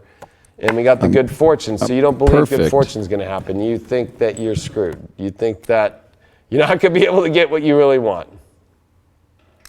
And, I think that we're gonna have to pull all these cards, but I think that this is like a little bit of the woe is me that you just said, Craig. I think that this challenge of good fortune is just, you want something? Well, guess what? Like, if you don't think there's good fortune there, or something shows up and it doesn't look like it, doesn't mean that it still isn't possible. I think that there's a lot of possibilities, but if you start drowning in the negative aspect, like there's no good fortune, like I don't have anything good, then you're not focusing on anything good, and then that's not going to put off a really good vibe anyway to attract in what you want. And then you can come off as unattractive this week, actually. Which is actually kind of a scary thing for any Leo or Leo rising or Leo moon. So you don't want to come across unattractive. And the Saturn truth card comes out. So you'll know the truth this week for what you want, if it's going to be fortunate or not. You'll know if this is going to show up, this truth is going to show up, the reality will show up. The good news is it can become real, or it will show up and show you that maybe that good fortune is a challenge because maybe it's not what you're supposed to have. And then actually it might bring in what you actually are supposed to have. So there's definitely the truth going to show up and come out. The truth will set you free. Yeah, but the 9 of Wands. Set you free. It's like you've got to drop your guard down so much. Like Leo this week has to not defend itself, not try to prove itself, but just see if the other party or if your relationship understands what you want and sees it for what it is, and that's it. You don't need to defend it. You don't need to create some sort of wall too if you don't get it to let other good fortune in. So if you don't get something that you want, you have to not put walls up, because that's what's creating not the good fortune to come in. And the Queen of Cups, you're not feeling supported emotionally, so this is definitely why the walls go up, but that actually is contradictive to allowing the emotions in. And it's like you keep doing that over and over and over again. So it's like a push-pull or putting walls up or not feeling emotionally supported. And this is Jupiter in the 5th, or sorry, Sag in the 5th with Saturn. So like, yeah, this is teaching that in order to have love, you have to believe and you have to be positive.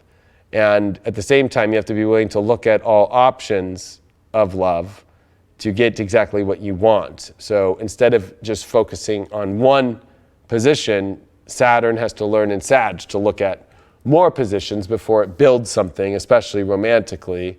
And you have to also, when it comes to love this week, you know, there is something about saying that you are able to attain and have through constraint, but also expansion. Like there's a medium ground here. You're exploring and then you're getting a reality, and then you're exploring and you're getting a reality. And there's something about this week that things are gonna turn to actually becoming what you want through relaxing and just relaxing through it all. You don't need to try so hard. That's what I got at the beginning of this reading. Four of Coins likes to try so hard, but I think that the reason why you're trying so hard is, yeah, you feel judged, or you feel, you know, there is a little bit of judgment there. Like you feel like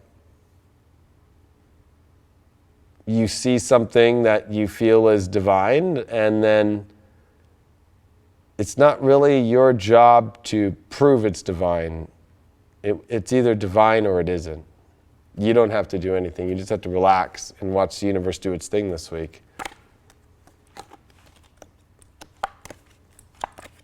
Wonderful. I got a little something for everybody. What'd you get? It's so exciting that the spiritual community is on the rise, but finding a spiritual network that's just as exciting is daunting. I mean, all this old regurgitated content from 10 years ago and old footage, and then of course you've got the light and fluffy stuff out there that just makes for a good meme and just makes you feel like, okay, I didn't get left with that depth, that connection. And that's what High Vibe TV is all about, raising the vibration with exclusive daily, weekly, curated content with our in-house studios, all about astrology, tarot, intuition, doing curated talk shows about art, about going even deeper into the universe, aliens. We talk about it all, connecting with your guides, human design, whatever is new and cutting edge and part of this new age, it's all on here on highvibe.tv. Check us out on our apps on iOS, Android, Roku, and we're on Apple TV, or go to highvibe.tv. We have live shows. We connect with our audience. It's all about the community. Raise your vibration now. Check us out, highvibe.tv. Caps next. We're almost at 1,000 live. We were right there. Then some people dropped off, but Caps next. Capricorns. Join highvibe.tv, by the way. Lots of big changes have been going on. We already started them. You can check them out. The app's free to download. We have tons of free content. We have all my lectures on there. Yeah. A lot of awesome. We're moving everything over. Spiritual dance music. All the interviews from UAC all the interviews we did. Michael Luton, Michael Erlewine. All of Kim DeBay's art shows. Yeah, she has her own section now. Yeah, there's an art to life. Check it out, highvibe.tv. Get the apps, they're free. And also, if you miss spiritual dance music, you can watch that. It's always on there. It's always on there because YouTube does some weird shit. You've almost died now twice tonight. Why is Craig almost dying? He's having revelations right now. Is it plugged in?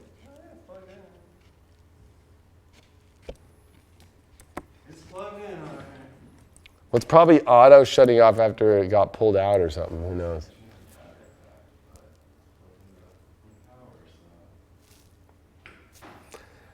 Do we have any cap questions? I'm going to have to look into it. We didn't get any pre-cap questions. No pre-cap questions. No pre-caps. I'm checking the email right now for cap questions. I'm sure there's cap questions. Caps are going through some big relationship stuff this week. There isn't. Well, let's see what the cards have to say. Grip load of Scorpios, but we only get one. 7 of Cups reversed. So, you know what you want. Don't keep looking around. But for partnered caps, you know what you want. Is it what you really want that's in front of you? You can't look out till you have figured out your internal situation, if you fully want it fully or not. There's some struggle, though, for both single and partnered Capricorns about willing to see what else is out there. But you do want, you know what you want, but are you actually getting it is the big question. Because the challenge we got is Earth. So yeah, you're physically not seeing or experiencing what you want, but you know what you want. So you're denying yourself of what you want. In some cases, this is good, like something that you don't want that's very clear, you definitely don't have anymore. But something that you do want is not physically happening in your life. And I think that's because there is a fear of looking outside, and you're going to have to bring options in. You know, you're going to have to bring them in. Even though the 7 of Cups is definitely like, I know what I want. I don't need to look at all this stuff. There's a part of you also needing to look out and make sure that this is really the best quality relationships and love in your life that you want. The outcome is the 9th house of faith and exploring, and that's why I felt that. I usually wouldn't say that, but I did feel this expanding quality of a reversal of the 7 of Cups, still that there's more to look at. You think you know what you want, but you're not willing to open up. And all Capricorns need to open up this week, partnered or single, need to open up to the idea of experiencing 9th house, physical aspects of what they actually know they want by actually experiencing the prizes that could be had or the experiences that they could have. They have to actually experience it. That you can no longer, you have to look at all your options too. It's almost like you haven't been looking at all your options. And I think a lot of that is because, you got the 7 of Pentacles reversed. Like you worked really hard and you didn't get anything back in return. You got wisdom, you got values, but you didn't physically get what you wanted. So it's almost like you don't want to go out there and start raking leaves again. You don't want to go out there and fail. And no Capricorn likes failing. You need to stop taking any failures. You also need to stop putting, I think, these weird beliefs. I keep getting guilt. Yeah, you got the Knight of Swords reversed, that you couldn't fix it, you couldn't save it. You did everything. Even if you're in a relationship right now that you know that's not what you want, like you did everything. You've gone beyond. You've already proven yourself. So at this point, if you're still in a relationship, do not keep trying harder to fix it. Let this thing unravel itself and experience what's going to happen. If it's supposed to be saved, it will be saved. King of Cups reversed. You're not even in a good, comfortable position of feeling comfortably emotional at all right now, whether you're single or you're in a partnership. You're not feeling on top of your game emotionally. You don't feel empowered of your emotions. You don't feel in control of your emotions. And usually 7 of Cups I always think is a good thing reversed. But I think that you need to go experience some prize. You need to experience the life that you want. You need to allow things, you can't fix it. Like you've already worked too hard. You got Knight of Swords reversed. You've already put so much in. You've jumped in, and you got the Earth card as the challenge. So that's the issue. That's a big issue. I got to pull one more. And you got the Ace of Pentacles. Once you finally do it, you'll get what you've wanted. You got to go through a rite of passage. You're afraid of this rite of passage, though. Single Capricorns are afraid of the rite of passage, and especially coupled Capricorns are the most afraid of this rite of passage going into the better life they want by not actually seeing. And you've tried everything. You have thrown the fucking kitchen sink at this thing. And you need to have faith in whatever's going to happen by not putting so much in, by not trying to save it, by not trying to control the emotions, by not trying to own the emotion of how you want it to look like. You need to just let it feel the way that it is and watch things kind of go off into a crazy direction and see what happens, and not jump in when the baby's drowning. You know what I mean? Like, see if the baby can swim, or there's another lifeguard that'll show up, not you. Neptune in the 6th, and with Sag. So this is you needing to realize that the life that you want to experience, like, why are you subconsciously, picking it in this belief system way that it's got to look this way?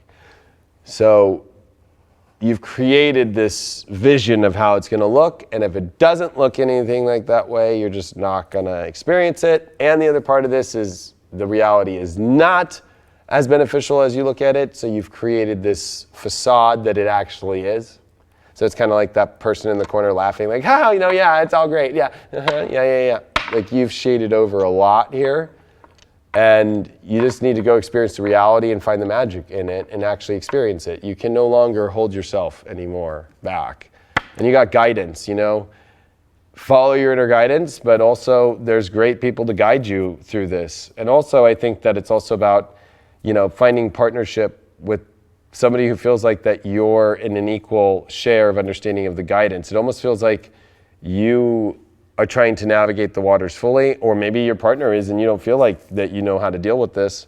But I think that seeking counsel or help, or even, following maybe relationships where you feel like you're both in guidance of each other, or if you're a light worker, finding another light worker, or, there's something about following your own guidance towards this, and that you're supported and you're protected, no matter what choice you do. But you got to go with what your gut is totally saying. But there's something about, with this Neptune 6th house thing in Sag, like, your own guidance of beliefs of how it should look has to go away. You have to go with the guidance of not being afraid to experience. There's a lot of beauty that surrounds us, so. Huh? Said there is a lot of beauty that surrounds us. Yeah, you pulled Revelation. That's why you've almost died twice. You're having to go through a Revelation right now. I've almost died twice. The camera keeps shutting off on me. The other ones keeps going out on focus, and I've been up more times than I've been in the seats, rattling me a little bit. Tauruses. Maybe you need to go out with a Taurus.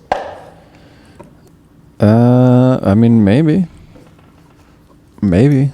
Maybe you need to go out with a Taurus. Maybe. We got so close to 1,000, and then it dropped to 930. It's all right. It's okay, man. Do we have Taurus questions? We have all sorts of questions from Tauruses, though. We just got one came in. Just because we haven't had a couple. What can Tauruses do this week to make the most of it when it comes to love? What could they do? It was generic, but I don't know. We kept skipping questions, so throwing them a little bone. A little bow wow. Tauruses actually need to show up. Easy breezy. Just got to be there. That's part of the Uranus when it comes into your sign, is you kind of detach and you keep looking for something more edgy, and exciting, but it's almost like a never-ending stairway to heaven kind of thing. And then there's Neptune in the 11th, where it's like not revealing everything to everyone. And Jupiter's been squaring that in the 8th, so there's secrets that you're afraid to expose to people or trust. You don't trust everyone. And so there's like this weird, kind of like detached, but also not revealing everything, not revealing how you really feel, afraid to experience what you really want to say and feel. And so Tauruses just need to show up fully and just be a Taurus, just drop it down, bam, this is what it is, and see what's there. Yeah, we got the Six of Wands reversed. So, this is that, you think that you've made it to an accomplishment in a relationship, but you really haven't. You have not fully finished your journey. So this could also be like an old relationship coming back that isn't completed, that you thought was over or you thought had reached completion. But it could be a bad thing. It is a reversed Six of Wands. It might not turn into the celebration that you want it to be. This is a celebratory card of actually winning and achieving. But also at the same time, you're in a place where you're not showing up to be on the quest to go achieve. So there's kind of a bunch of this where it's like, why aren't you showing up fully? Why aren't you on this quest? Why aren't you actually on the quest for love fully? Or why are you going to go back to situations that actually left you high and dry and left you on the battlefield and left you out to die or something? There's something about past exes in Tauruses right now with this Six of Wands, and especially with Mercury going to go retrograde in the 7th house for them, and with Venus here coming over the retrograde spot. You got to get over exes. There's something about, even if you're partnered, Tauruses are dreaming about their exes for some reason. There's a lot of ex energy that didn't work that you just got to drop. Then I think part of that challenge is relief, is that you think your ex will bring some sort of relief to your life. Not going to happen. I think that the relief that you're going to find is actually by going on a quest for what you really want to achieve and have in life, and stop looking backwards, because it's a relief when it's just easy and you already know it and you trust it.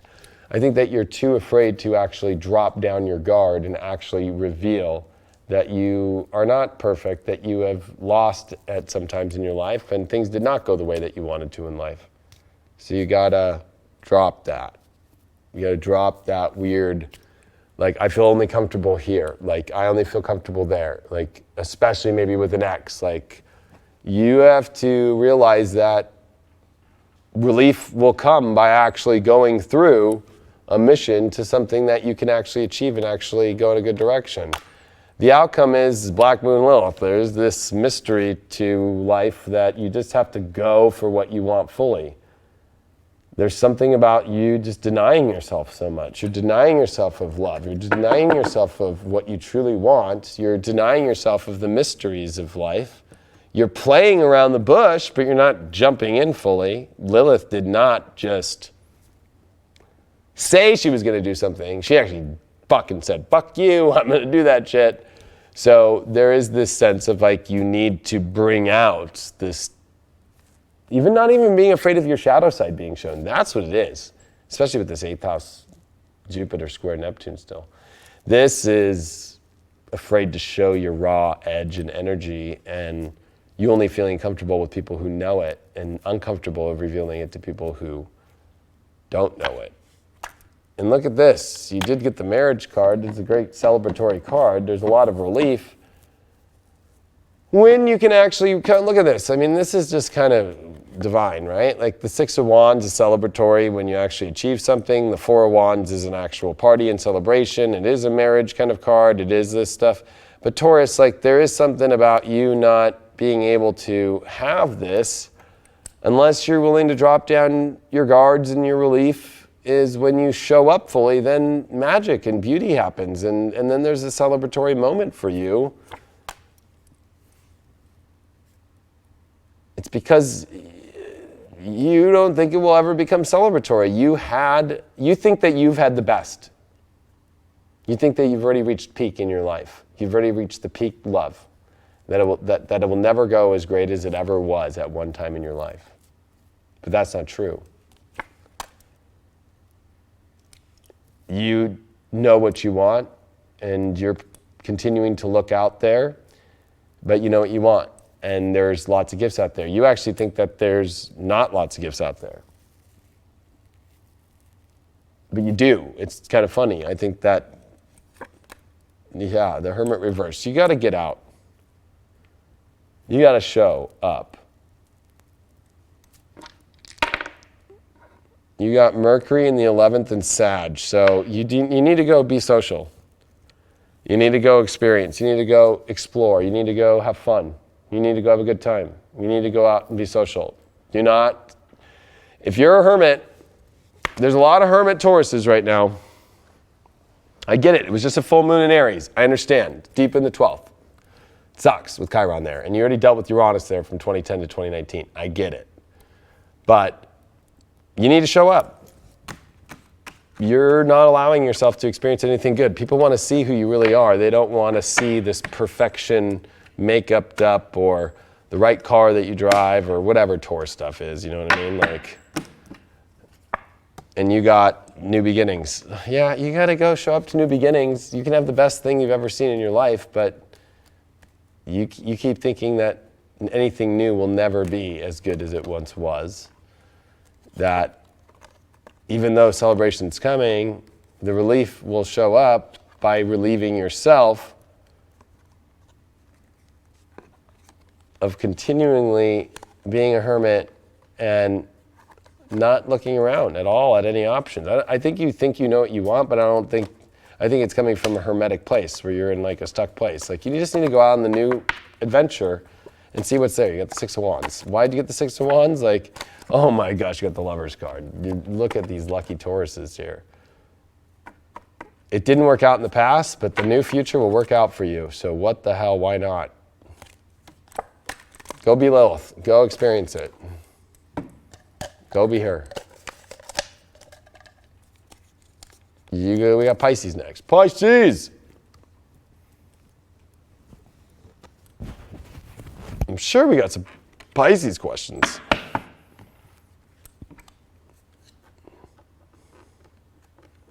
I was gonna say, if we got 1,000 people, I would do a reading for the 1,000th person in here, but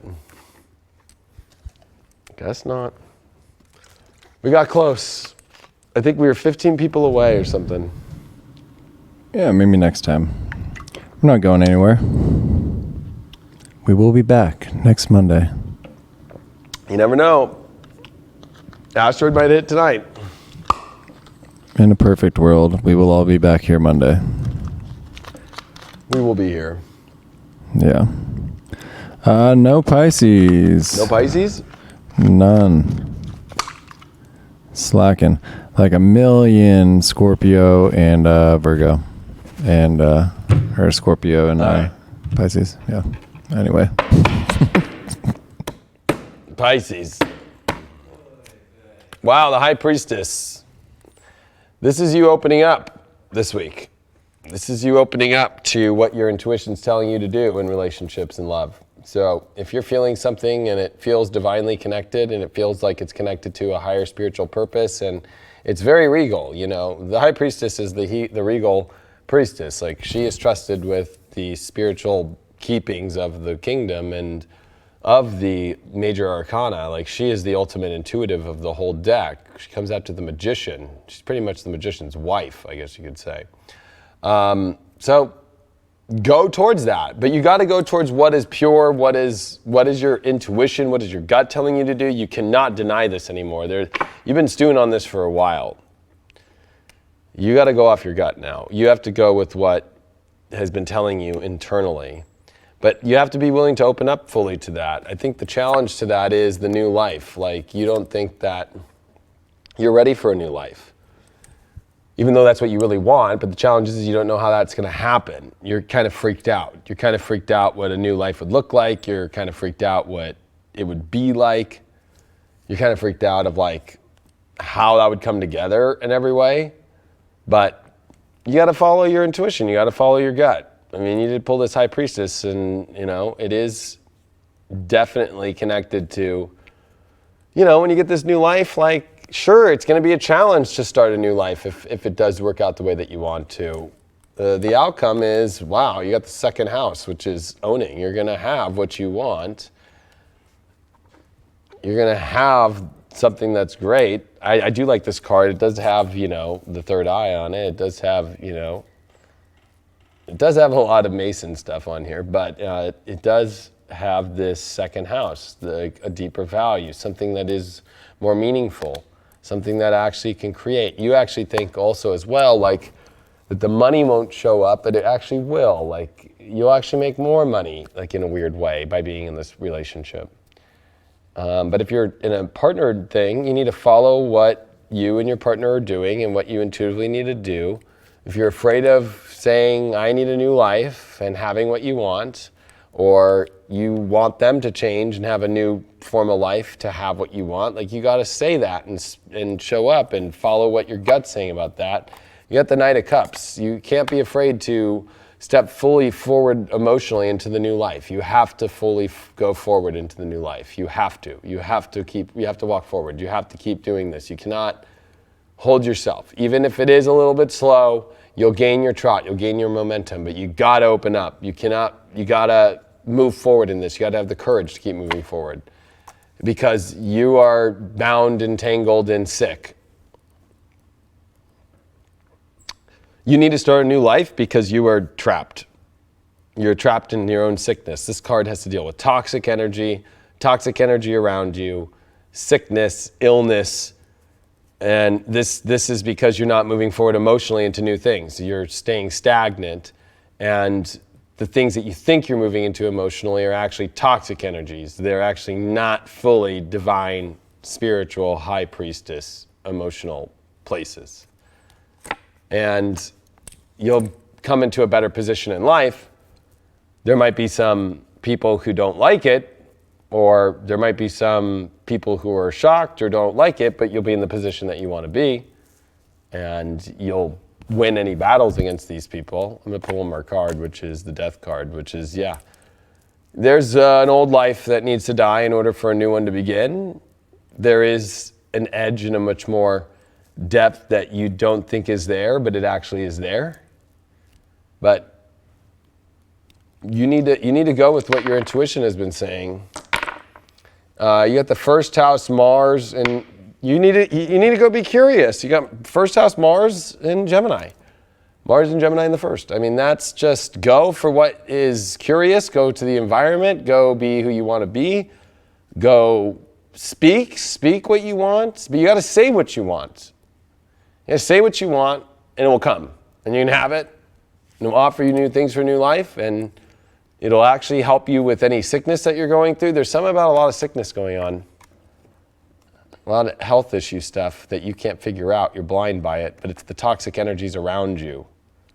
This is about bringing something in new that God is trying to bring you in. And I'm not saying this person's going to save you or heal you, but love and opening up your emotions and even the possibility to a new life with this actually could open up doorways that'll get you a better place and end this cycle for you and begin a new one.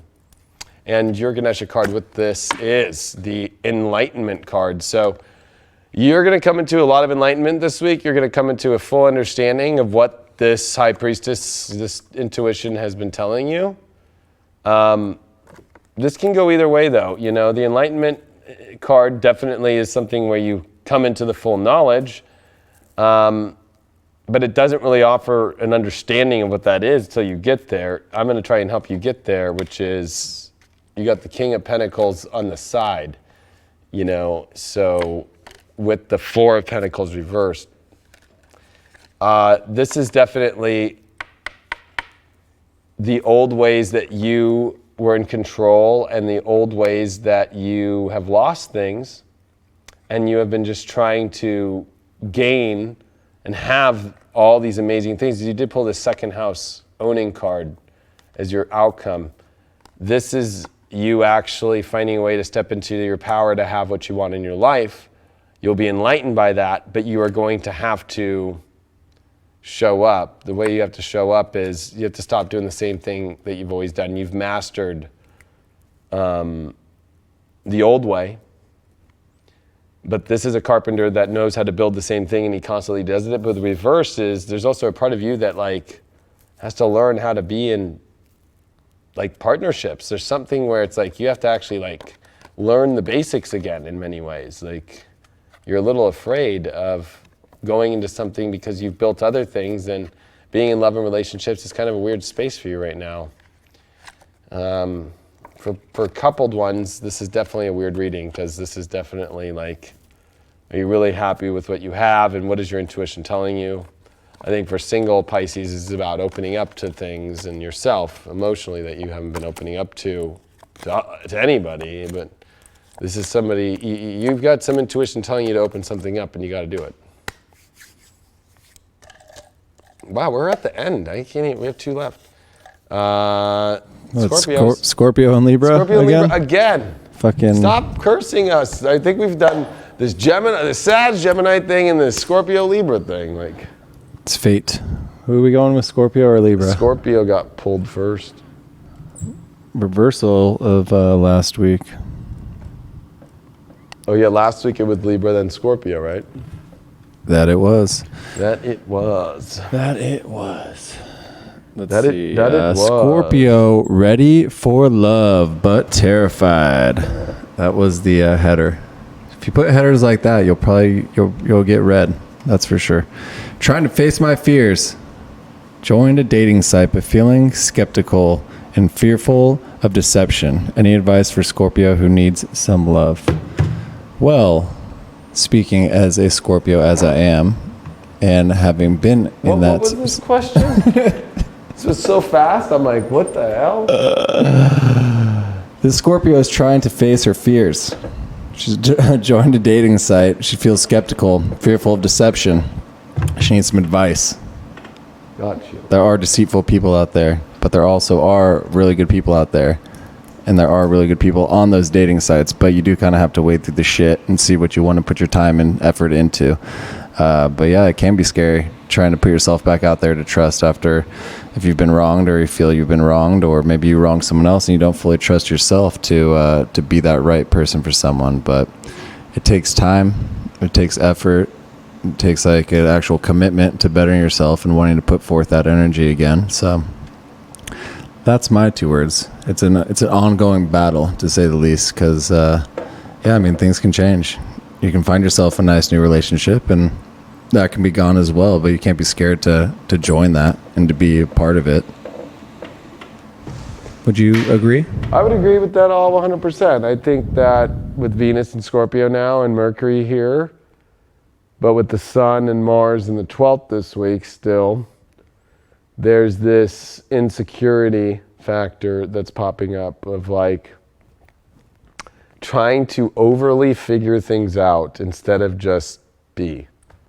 Because with this North Node in Cancer with the Moon this week and with the opposition to Saturn and Pluto in the 3rd, there's this over trying to figure out these solutions and trying to figure things out instead of just experiencing. And that's what Jupiter in the 2nd house is. Like, great gifts are there by experiencing them, but if gifts are not being unwrapped or they're not there anymore, you unwrapped them and there wasn't anything there, continue to unwrap gifts. Continue until you get to the gift that is the gift that keeps on giving. But if you're going to be terrified, it's not even that you're scared.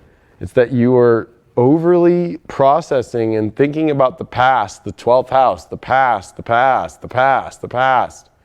Like it's all recorded. It's the past. Like this is a time to, with Venus in your own sign, you're able to attract whatever that it is that you really want to feel in your life.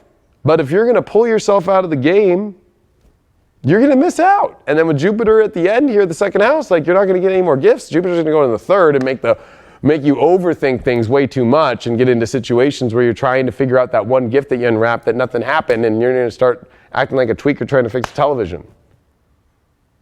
So trust is not the issue. The past is the issue. The not willing to expand your horizons, Jupiter and Sag, in having what you want. If it doesn't show up the way that you want to have it in a relationship, guess what? You got to expand.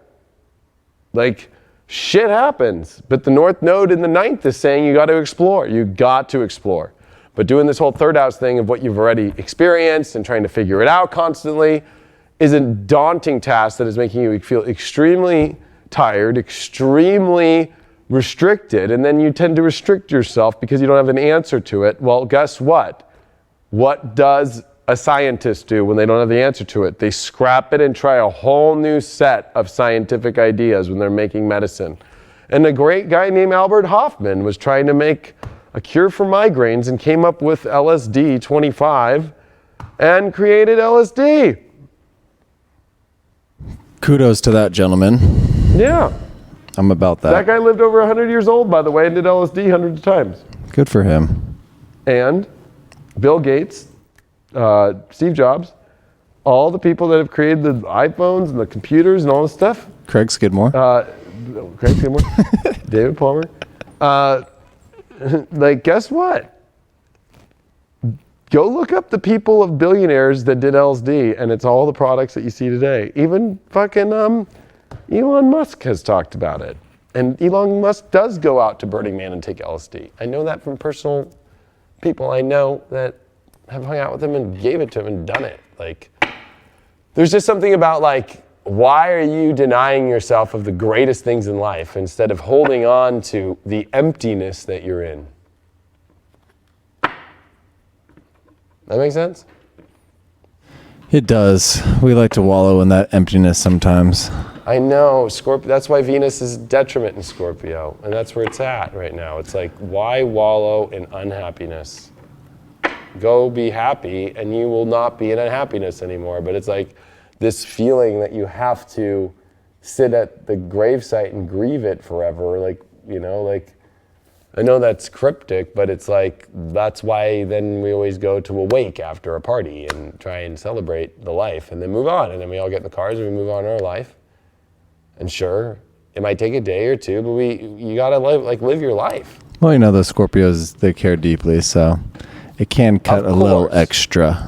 Of course, but it's not like you're gonna go fall asleep next to the grave site. Oh, maybe I'll go take a nice little slumber out in the green grass. You know.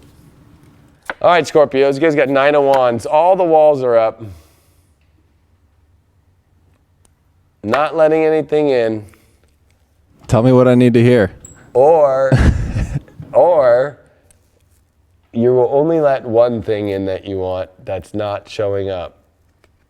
You're trying to wait. You know, I've always thought of the Nine of Wands as somebody who's trying to protect something, of course, but has a guard there. Like, if they show up, like, let only that person in, or let that situation in. Like, there's too many walls around. If you look at this card, like, it looks like it's a great place, but it also looks like it's just empty. So there's a lot of walls up around nothing. Maybe it's passionate stuff, but the Nine of Wands always is defending a position that they don't really need to defend. Especially in love, like trying to hold off for something to happen, right? So it's like, let me just put up the walls and just not let anything in right now. Let me just wait and see, because the challenge that we got here is protection. Look at this. I even said, I think, the word trying. I just gotta let love in, huh? Yeah, there's too much protection up. There's protection over nothing. That's the challenge. There's protection over nothing. But I can understand where Scorpios come from, is like, there's a deep emotional connection, but it's like, that's the whole weird part. Is it actually there? Is it actually there in the moment? It's always like stuff that's not there, invisible, goose. That's why it rules ghosts. Like, you're in love or you're protecting a ghost that might have even ghosted you. I have been ghosted. Look at this. Once you let go of your protection, you got the part of fortune. You got the ultimate increase in life. I don't know what you're trying to protect, but you're trying to protect something that is holding you from amazing fortune. Once you drop all the protection, once you drop all this walls and guarding and, you know, and I was saying protection even before I fucking pulled that card, which is crazy. I mean, this is like a double whammy when it comes to the space, right? And you pulled the Empress reversed. You don't feel like you can manifest what you really want, so you're not going to have it. You don't think that there's something great that's as good as what you've had. You build the Queen of Rods, you don't feel like it's going to be as deep, loving, and nurturing, and as exciting. But you pulled the Chariot card, so guess what? You got to move into a whole new area of life. You got to go on the adventure of a lifetime, and the universe is guiding you. This is the best card. I love the Chariot. It's like, let's move on to a new place, and the universe is guiding us, the dark and the light. In traditional Rider-Waite, you know, there's the stars. He at least is wearing the crescent moons. Like, the emotion of moving forward will get you to a place where you will actually feel like you get the ultimate happiness and love, and you will get the ultimate best quality of love that you ever had in your life. But the reversal is in the challenge position, and if you don't move into new waters, you're not going to get anything. And that's going to be really hard, I think. And what kind of fortune is going to increase? Wow, you got the Knight of Pentacles upright. You're going to actually slowly build something that you've always wanted to have. And what are you protecting? You're protecting something you think is sacred, but it's not. You pulled the Hierophant upright with the Four of Cups. I knew, I felt there was, it's something that you think you want, but it shows up and it doesn't actually show up the way that you want to. And you're protecting something sacred that's not that sacred because it's not showing up the way that you want to. I want it all. Of course you want it all, but... I want it all. Neptune, Mercury, first house. So this is delusional thoughts of what you've identified with needing to be cleared out.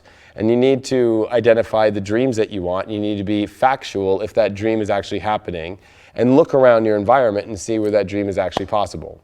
And go towards that energy with the Chariot card that's here. But you need to take a very deep analytical look at these illusionary identifications of what you want and see if it's just a dream or see if like there's a real dream that's possible and actually see what's showing up and what's not, which is very much what's here. Your Ganesha card for this is the determination. You need to have the determination to show up and have love that you want. If it's not showing up and you're protecting something that's not showing up, then if you're determined in the wrong area, you'll end up with nothing. If you're determined in the right area, which is actually having and actually being in the environment of a dream that truly is possible and that you go towards, you'll actually get it. But if you stay determined in trying to have what you have, you know what? You'll probably get it and you'll be totally pissed. There is a redness to this determination card. There is almost like, okay, you're determined, but are you really going to get the way that you want it to? No, you got the Emperor reversed. So this person is not strong enough to do it. The person that you're holding out for, the person that you're protecting or that you're protecting for, or you're guarded about, like it's an Emperor reversed. Like you're not going to get, they're not going to be able to hold what you want to hold.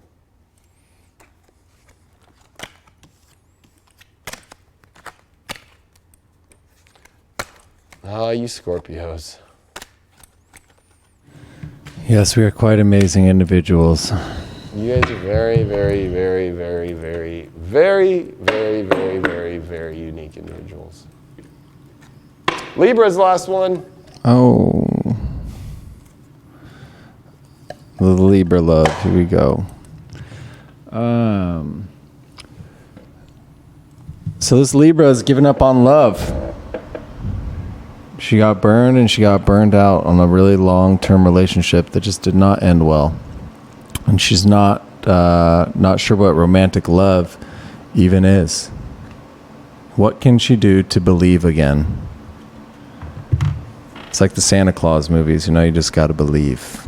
Just gotta believe. You just got to believe. Enough. That's it. Libra. One, Sun, Mars in your sign, like you got to have confidence again in yourself. 1, 2, this is all this Scorpio energy in your second house. Like if you don't understand that you can attract what you want to have in your life, value-wise, and believe in your, this is self-worth issues. This is not that you don't believe love can come, is that you don't believe that you're capable of love. So 1, that could be physical appearance-wise. 2, that could be just because, you know, something didn't work out, so you don't feel like you're worthy of it because somebody didn't see that worth in you. That's just one person. That's just one situation.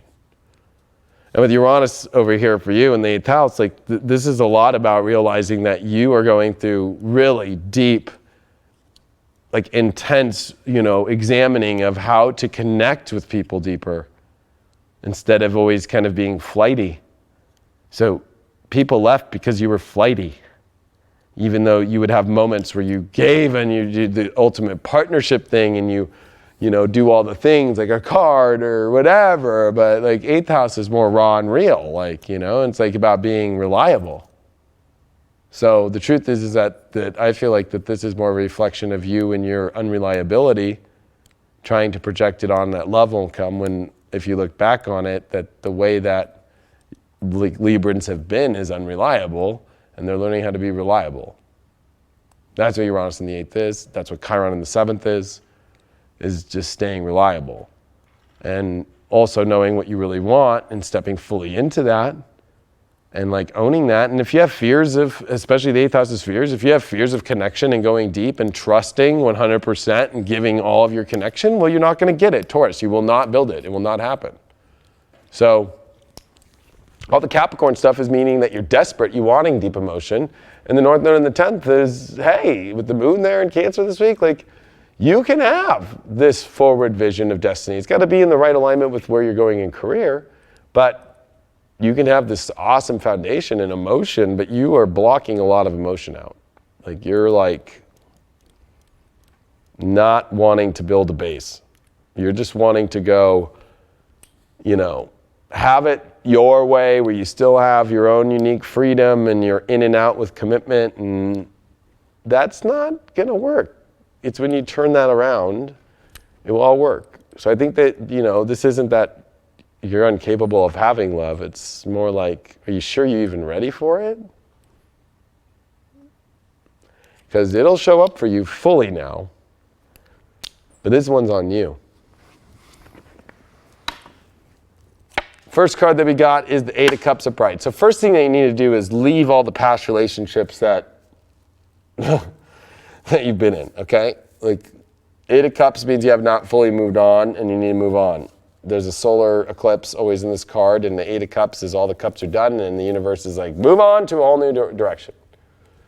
And there's a need to move on because there's something where it's like, these are a lot of relationship situations that you still are attached to, but not all in, and how is that going to be? So either you move on to fully all in, or you move out completely. Like that you have to.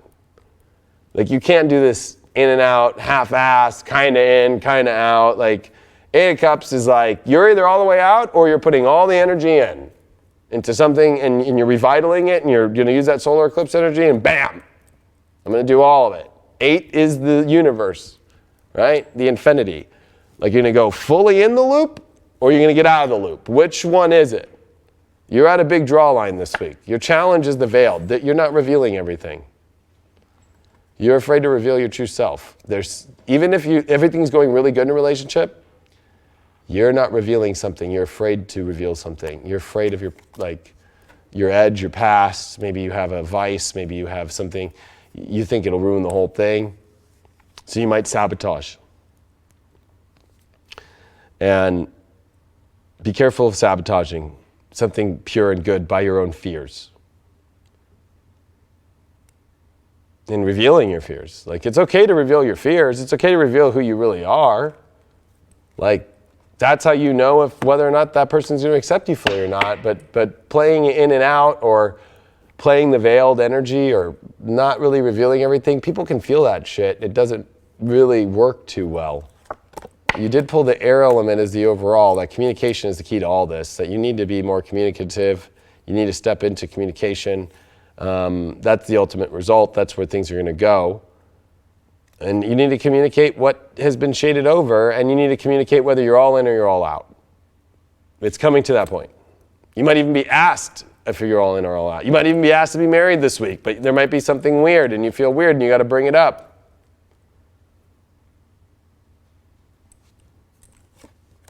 You pulled the moon card on the veiled. This is hidden emotions having to come out of the ocean, having to come out of the sea.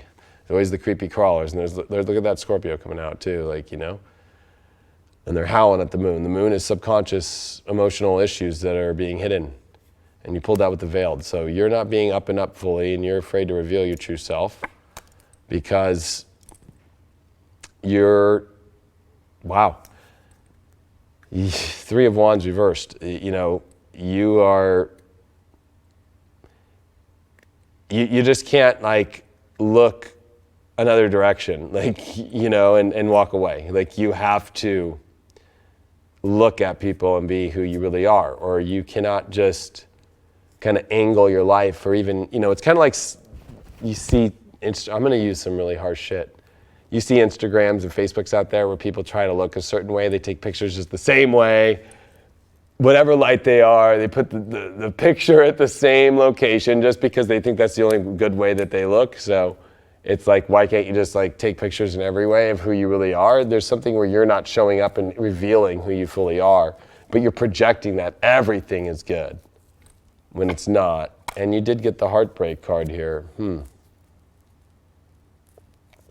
You shattering your prospects for happiness by not revealing who you really are, and by truly dealing with situations that you're not communicating the truth. You're not revealing everything, and you have heartbreak waiting for you because people will feel this and they will get to a point to where they will want to run, and you're going to have to, you know, kaboom it, or they will kaboom it. I will pull one more card for you. You did pull the charity card, the 6 of Pentacles, so you do need to be fair. You need to be equal. You are a Libra. You need to show up with the equal energy that somebody else is showing up to you, or do them the good service of that you can't do that, and that you fully eject.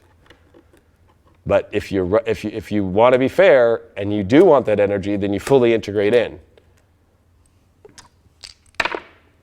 And you got the 2nd house of Saturn and yeah, you got to communicate. Gemini, 2nd house. You need to communicate with Saturn. There's some very tough things that you value, that you like, that maybe you don't think other people like, or they won't like, but you have to do it. Well, at least it was the last one. You have to do it.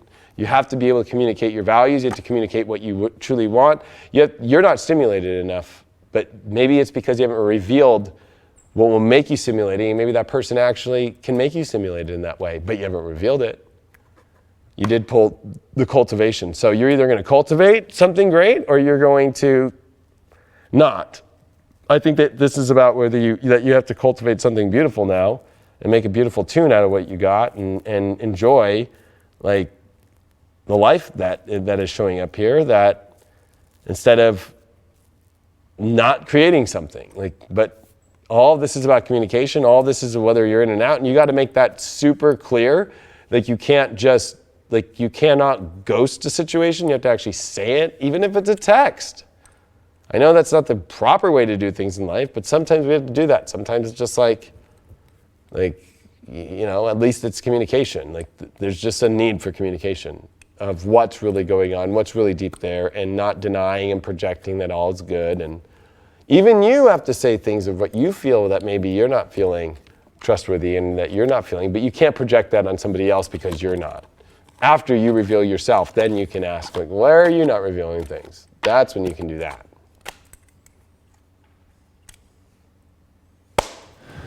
Voila, tada, hadilakmana.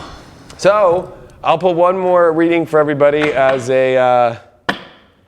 for all the collective of how we are going to see the outcome of this whole week come from what the original stuff said of the star card and starting fresh and starting new. I just want to just plug that my astrology There is some tarot stuff on there, but my whole astrology courses and my e-commerce spiritual business development school is all on a package on sale. It's over 50% off till the end of this week. This is the last week I'm doing the sale. Go to leoking.com. It's right there on the front of the webpage. Bang, with the link, boom. All my classes, over 40 something hours, it's like 45 hours of pure full-on teaching you how I do astrology, from the most beginning aspects of it to the most advanced, and then also how to turn whatever, if you're a tarot reader, a astrologer, or anything, if you want to make this a side business in your life, even though you have another job, we are coming into the major Capricorn transit, like if you want to make some on the side, like I teach you how to use all these skills and developments in your own life, in your relationships, how you can do it yourself, and you can make your own side hustle out of it, or your whole entire business. Like literally, this course will literally send you on the path in understanding all the skills and doing something with it. So it's on sale now, over 50% off. Go to leoking.com. All right, what are we seeing here to finish off? Where's things going on here? I feel there's a lot of confusion. Do you feel that, Craig? I do. All right. I do. I feel like there's a lot up in the air. Right? Like I'm not crazy? No, I mean, no. I feel like there's a lot of questions swirling around this universe right now. Yeah, I would have to agree. Let's see what's going on. Page of Wands upright. So it's all going to turn out good by the end of this week. We are going to get the information that makes us happy. But you have to be open to whatever the message is. A page comes and you don't know what the fuck the page is going to show. So the page is going to show what we really want to have. The challenge with that is this divine masculine, that we are not in a power position at all. That we do not have control. We cannot push for what we want. We have to just wait for the message to show up, for energies to figure itself out. That's a hard one. When it comes to love, when we want something, Page of Wands, we're all active, we're all excited about it. Bam, solar eclipse, revolution. That's the outcome of this. This is going to be life-changing. It doesn't look like it's going to be life-changing this week. That's why it's so confusing. But usually when it looks so confusing is when it actually becomes extremely revolutionary, extremely overwhelming of like, wow. It can burn something out and it can bring something in too. So I would be prepared for maybe there's something that you really want and it's not going to show up, but it will show up in another way. And the challenge with this divine masculine is conflict. Yeah, there's conflicting views, there's other people. You got to remember that we are in a time where it is not what you think. It is not like everybody is just talking to you or something. You know what I mean? Like there is a lot of people around. There are dating apps, there's social media, there are DMs. There is a lot going on. I'm just going to call it out. There are a lot of other people, and people are processing other people. But we did get the Three of Pentacles, so it's like, who are the people? And there's other people. This is another card in relationship readings that always says there's other people involved. Three-way party. So it's usually between two people and like you or something, or there's another person involved. But this is all going to go in a really weird direction, but it's all going to go to where we need it to all go in an ultimate revolution. And it's the Tower reverse. So we think it's going to go to hell, but it's not. And we are going to get what we want, but we are not going to be able to have the power, the determination. We're not going to feel that. We're not going to feel like it's going the way we want it to go.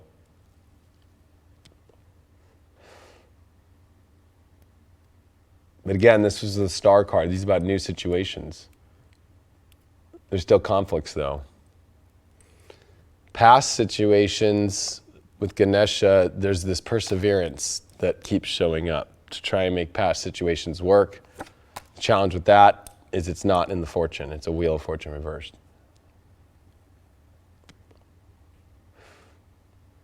The time already passed on that. I've been saying the time's over for people. But where are the new things going with this solar eclipse? Ultimate celebration. Achievement. So And this could start to come and see around the new moon that's coming here in Scorpio opposed Uranus. That's what's going to turn everything on its head. Everything looks like it's going one direction right now, but it's going to go a totally different direction. It's going to go in a direction that you can't predict. So if you think that you can predict all this, it's not. And that celebration is going to be what you've actually really wanted. Will you like it? Yes. It's not a bad card, the Devil card, but it could be so intense. Are you prepared? And to deal with the intensity of it, it's the divine support that you're guided through it all, and it's life-changing. So I hope that helped people. Thanks for being on Deep Love Tarot after show, where I pulled out a fucking cigarette and we just did the whole show, and I just gave you guys everything I can give you all. I'll even roll the dice at the last part of this. 10th house, Scorpio, Pluto, a kaboom into your destiny, a complete transformation of your destiny, and change and transformation of your destiny. You will get what you want, but only through complete change and death and rebirth of a new energy. Scorpio is not resetting the clock.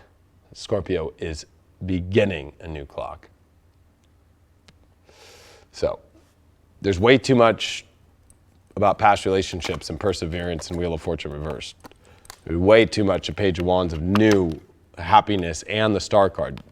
If you go to the beginning of the collective and you go to the after show part. Way too much confirmation. Thanks for being part of High Vibe. Thanks, Craig, for keeping me sane. Hey, thanks for having me. Sorry about that little mishap, or should I say pisshap? What, almost dying on the show a couple times? Yeah, we'll go with that. Yeah. But I hope this helped everybody. I know it's confusing times, but this should give you the truth if you're willing to listen to it. And I'll pull the cards that we don't like about that truth and why we don't want to listen to the truth of what we know is really there. What do you think it's going to be, Craig? It's going to be something productive and boring at the same time. Lucy Cavendish is going to have a quote that is going to blow our minds right now, even though I've never really enjoyed her quotes. I think they're too soft, but we just might need her softness right now. She does come in at moments like this. Lucy Cavendish. Why are we not wanting to look at the truth? Creativity.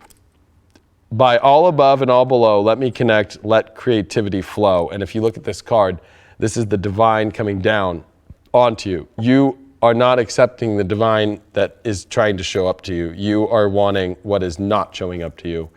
And that is not creative, and that will not create anything. 33. That is the highest Mason degree. We live on the 33-degree parallel of the line. 33 is my life path number. And we're going to get there, but you don't want to see the truth of that. Once you finally accept the truth, you will have all that you want from God. Thanks so much for all your support.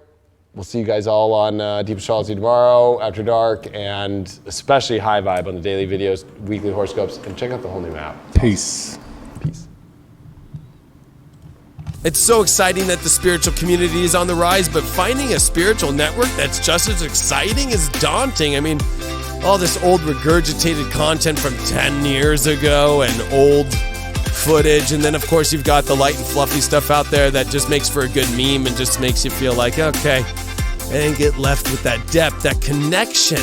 And that's what High Vibe TV is all about, raising the vibration with exclusive daily, weekly, curated content with our in-house studios, all about astrology, tarot, intuition, doing curated talk shows about art, about going even deeper into the universe, aliens. We talk about it all, connecting with your guides, human design, whatever is new and cutting edge and part of this new age, it's all on here on highvibe.tv. Check us out on our apps on iOS, Android, Roku, and we're on Apple TV, or go to highvibe.tv. We have live shows. We connect with our audience. It's all about the community. Raise your vibration now. Check us out, highvibe.tv.